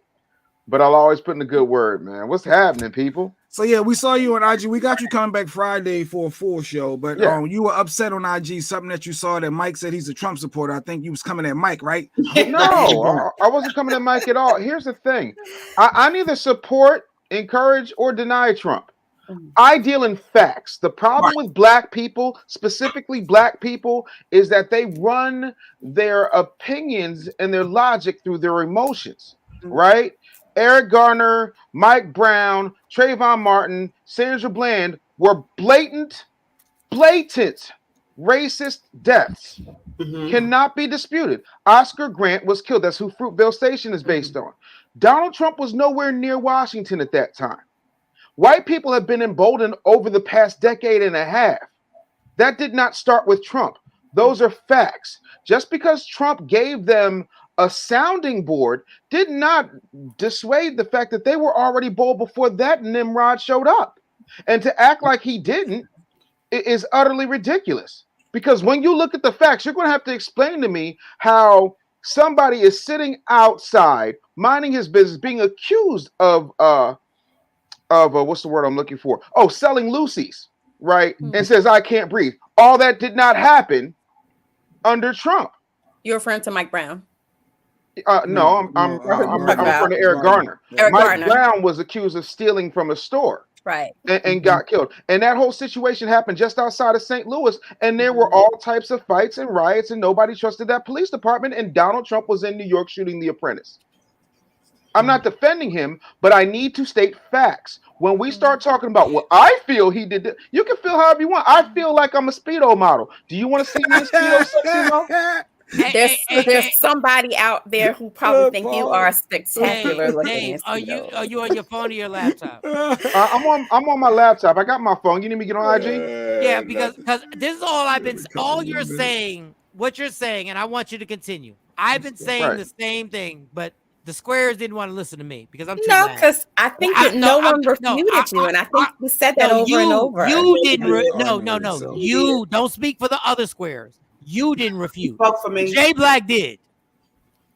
So Dave, I just want you to continue. I want you to come on here, and I want everybody. I want all the same passion that y'all had with me. Go ahead and Sequisa. Let me do the Sequisa clap. Continue, Dave. You continue. Not the Sequisa I clap. know, J. Marie, aren't they I'm nice? just saying, like at the absolute base of this situation, we can play it however we want to. America is a racist country. America has been founded on racism, but I don't hear this smoke for an individual who went out and wrote a crime bill that put 1 out of 3 black men in prison for non-violent drug offenses. I don't hear the smoke for a man who said, if you don't vote, if you have a problem deciding between voting for me and Trump, you ain't black. I also don't hear the smoke for an individual who said, well, I'm not going to sit up here and say I'm going to do anything specifically for black people. No. So my whole thing is, when you have selective Negro outrage, it is selective. Because I don't care what political ideology you fall under. I don't care what religion you are. If you're a racist piece of trash, I'm going to tell you that you're a racist piece of trash. And racism did not start with Donald Trump. Racism does not end with Donald Trump, because all of you Negroes, the same selective Negroes, were saying, we got to get Trump out. Sounded like Lynn Thigpen and Lean On Me. We've got to get Joe Clark out. So now you got him out. Mm-hmm. Joe Biden said that he was going to give y'all student loan relief, right? But now he's piecemealing it, and y'all not holding him to the fire. If Donald Trump had said, hey, I'm going to give you student loan relief, and he said, oh, you know what, we're just only going to do it for medical professionals. Maybe it'll take about 4 or 5 years. Y'all would be burning down this country. But Joe Biden gets a pass, and this is the dude who put all of these things in place. This is the dude who did not want desegregation to happen at all when it came to busing programs so that black kids like me could get a better education, because he didn't want his kids to, quote, grow up in a racial jungle. I'm sorry, I don't know no black people in jungles. I do business in Africa. I ain't seen no black people in jungles yet. So I'm trying to understand what he meant by that and why nobody holds him accountable. Mm-hmm. They put glasses I don't disagree with anything you said. Like, you made a bunch of valid points, but that has nothing to do with what we were talking about. All we said was, despite all of that, I feel like when Donald Trump came in office, racist people were more open with it. That was the entire discussion. We didn't say anything about what happened before, people getting killed before Trump. We already knew that. All I said was, when he became president, I feel like racists were more bold about it. That was it. So I feel like I could cure AIDS with Kool-Aid and a silly straw. But when that's Eric a feeling, that's not a fact. Eric Gardner got killed, I didn't say it was a fact. But but what I'm saying is, you cannot take factual things. You cannot think absolute. Hold on, Dave. It wasn't more racist outward. It wasn't more outward. It wasn't more outward. How more out forward can you be than choking a black man to death in the middle of the daylight in New York City? How more emboldened? But nobody said that didn't happen. But let me ask you. My whole thing is, if you're saying you feel, okay, let's go with this. If you're saying you feel like it's become more open, what is the difference between what happened with Mike Brown and what happened with Eric Gardner and what happened with George Floyd? Where's the difference other than Donald Trump running his mouth? Because Fox News does it every damn day. What is the difference? What's the difference? If there's a difference, what is it? The everyday encounter you have at the gas station, the everyday encounter you have at work, they became more bold with it. David, that's not true. And that is not true. Because at the end of the day, I lived in Texas. The only black person that worked in the office. Do y'all do know social media wasn't around as heavy back then. Y'all do know that, right? Y'all do know the reason why we're seeing all this stuff is because of social media. And if Instagram was around in 2006, we would have seen the same thing in 2006. I don't believe it. Okay, well, I'm gonna say it like this: when Trump came in office, the racists showed their faces to me in public often when they used to keep it to themselves. I'm claiming that because that's my life. That's her experience. So that's her experience. I have to deal with the family members. When he became in office, their attitudes were totally different. The way they treated me when I showed up at their houses were totally different. So I stand by what I said. When Donald Trump got in office, they became more bold with it. They didn't try to hide it anymore. So now everything's back to normal?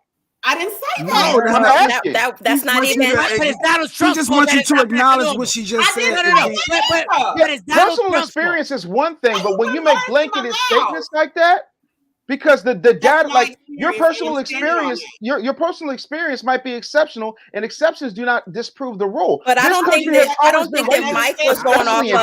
But Mike wasn't going off of case study or data either. We were all just saying what we saw visually, what we saw and experienced. Did it feel like more racists were more confident to speak up? Did we feel like that? I don't feel like they were any more confident in killing Mike Brown or Trayvon Martin than they were killing George Floyd. That's not what she was saying. No, what I'm saying is that's the same it's the same level of racism. This country has never been safe for black people. And for black people to act nobody's refuting that. But when you say they feel more emboldened, they were never not emboldened.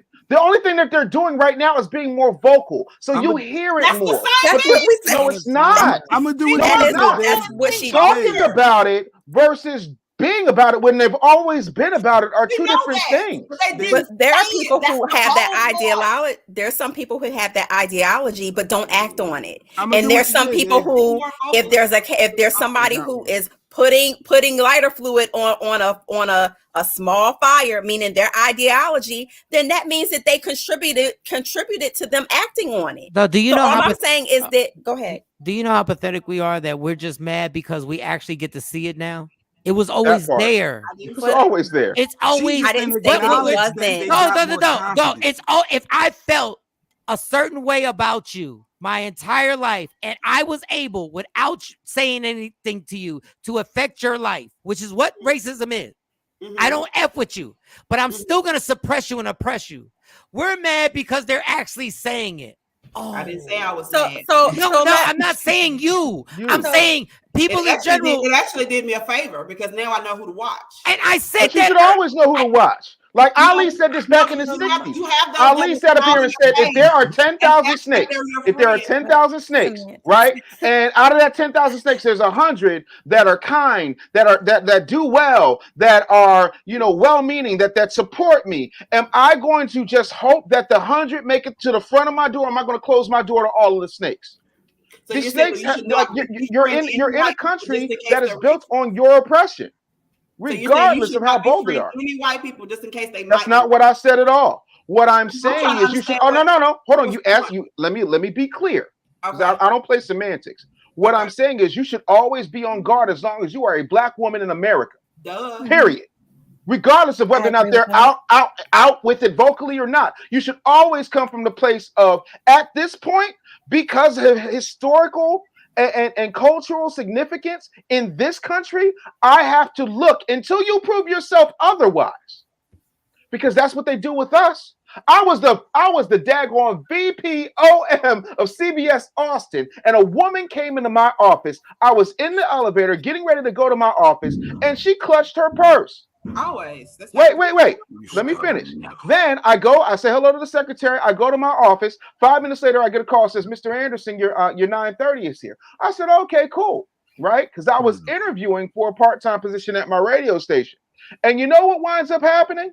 The same woman who was clutching her purse was the same woman who had to sit down and interview with me. That's Texas. Because they're not used to a black man being in a power position.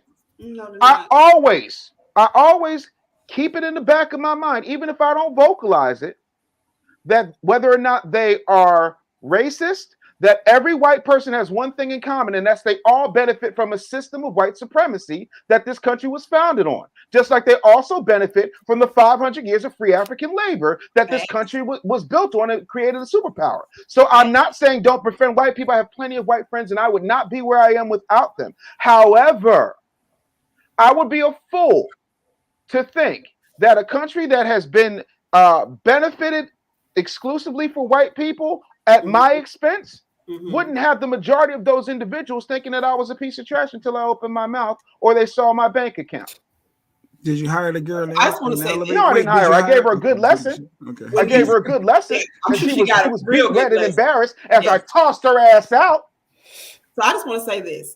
When you say that you have to treat them, be mindful of them until they prove that you could trust them, right? Absolutely. There were people that I had thought that was the case until Trump came into office. And then they showed their true colors. So they can fake it for a long time. But when he came out, then I started reading their comments. It was mind-boggling to me because these are people that I had thought were my friends for over 20 years. Guess what? So every white person gets. Listen. Wait, Dave. Can I just say this? So was it better when you didn't know how they really felt? No, that absolutely. Part. But I said he made them bold enough to say it. But and that's all what you want to do to acknowledge that. And I was still thinking. No, but it's all. But you want Jay Black's like, that's all I want to acknowledge. It's already there. It's already there, and it was already there. And their parents were having those conversations. He beats me in the house. Nothing changed. Nothing changed. I give up. I said they're more vocal.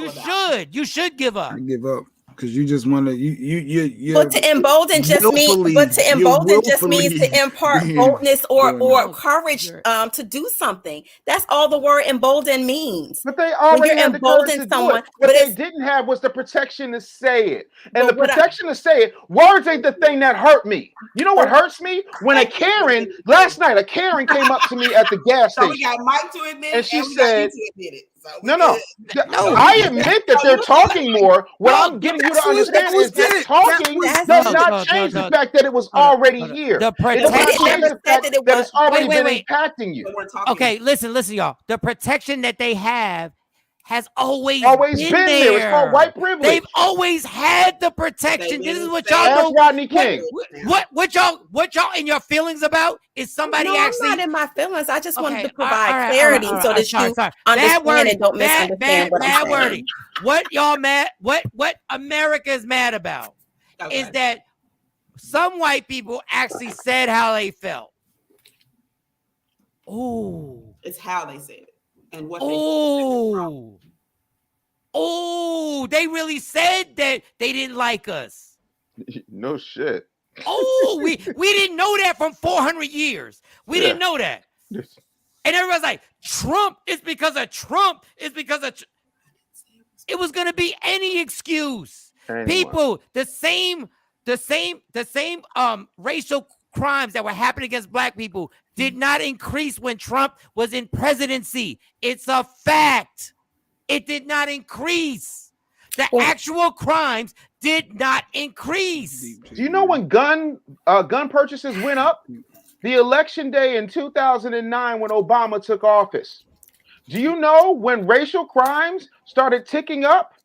1 month after Obama took the oath of office. Do you know that 2 months after Obama took the oath of office, he talked about Skip Gates, Henry Louis Gates Jr., who does Finding Your Roots, breaking into his own house and the cops stopping him and holding him, in the back of a car for a couple of hours. And he said the cops acted stupidly. And the people above Obama said, you got to apologize to that white cop and have a beer summit.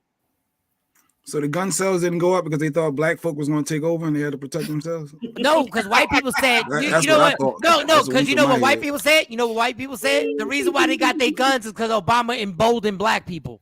That part. Can't argue with facts.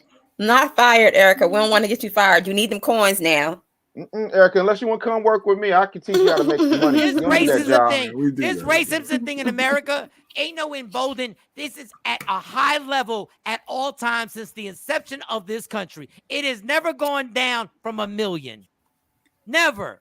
Right. So this make-believe thing that we're going to blame Trump for emboldened racism, racists that were already doing racist things the day before Trump was even elected. But there were racists who were not actively acting out, and they got the courage. And you have her on, and this is not something the statement I'm going to make is, and this is my last comment because I have to go. But we all got to go. All right, we got Dave coming back Friday. Yes, on Friday. Yes. I won't be here, Dave. That's all right. You can all listen. You know where to find me. She's out. Look at that. No. I'm not gonna be here Friday either. Oh wait, I forgot. Oh, Mike got a flight. We have flights. I have a flight as well. Yeah, but we'll be here with Dave. Shawn and Mo. Oh wait, I'm about to take I'm about to get on a flight and embolden pilots. Do this, y'all. Listen. And flight attendants. I hope so, because they need that damn courage to fly the plane. Embolden the people who I implore you to embolden them. to fly you to safety. They need courage to fly the plane. They If need they courage need to Michael fly that Shawn to damn show up, plane. it's a whole lot of Listen. people getting ready to crash today. Listen, they may be having a bad morning, and Mike's voice might just do the trick. All right, y'all. All right, we're done. Thank you, Dave. Dave, I won't be here. I won't be here Friday. I shoot you a text, Dave, if we're going to get be here the Monday. show off. Shout out to Chingo Bling. He just sent me a text message. He said he had a great time on the show. Thank you for getting on the show. Thank you for Sequisa always getting on here. Thank you, Dave, and everybody who rocks out with us. Shawnee Scott. I hope everything's good. Yes. She's just missed you today. Mm-hmm. Yeah, she's just shout out to Kelly J. Excuse me. Who's helping me with my situation with moving, because my little car, I can't put these big ass boxes, because I gotta listen. Listen, I know I'm not supposed to say this, but I got a bitch car, and I have a BMW. Yeah, but it's still a bitchy BMW. It's still what kind of BMW do you have? It's a 3 Series. My BMW smells good. Like, you know what I'm saying? Like my BMW got potpourri in the dash. Yeah, all types of incense and shit. Like, look, man, it is what it is. I'm not really that much of a manly man. But Kelly J, shout to Kelly J, and we got she's coming over. She's gonna take me over to Home Depot and get everything I gotta get. So she's bringing. So we gotta make sure we promote Kelly J. Go to Kelly J, her page, and she can make it happen. Who knows? She might take me to the airport. What'd you say? I like her TikToks. And then you know what, Kelly? Shout out to Kelly J. You see her daddy? You see the one with the sweatpants? First of all, fuck both of y'all for saying that. That is disrespectful. That is horrible. Why would you talk about her daddy's dick? No, I'm not talking about her daddy's dick. She said sweatpants. Y'all talking about daddy dicks. All right. But shout to Kelly, because Kelly gave me the most outrageous low price. And Jay Black would have taken the price. Kelly, I'm not. I said, Kelly, I'm not just paying you that. Like, stop. Like, you went out your way. You pay people what they ask for. Know your worth, sis. Because Jay Black would use and abuse you. No, that's good conversation. It's not abusive. That's the price she said. That's just bad. That's your price high. Add your price high. Shut up. Add tax. Know your worth and add tax. That is Dave's pet peeve. You ask for what you deserve. Right. That's what you get. Right, I'm gonna embolden self-esteem today. I'm emboldening self-esteem today. I love you, black people, and the Puerto Rican too. All right, y'all. Let me know who I am, not who you want me to be, because I can never be that. Understand there's only one thing in life that's guaranteed. It will end. So please enjoy every minute, every second. You fight for everything in life. Please do me a favor. Fight for your happiness and never let somebody take that from you. Michael Shawn and the entire dysfunctional crew. We'll see y'all. What is tomorrow? Thursday? Thursday. Oh, we'll see you tomorrow. Everybody go to work. Everybody go to work.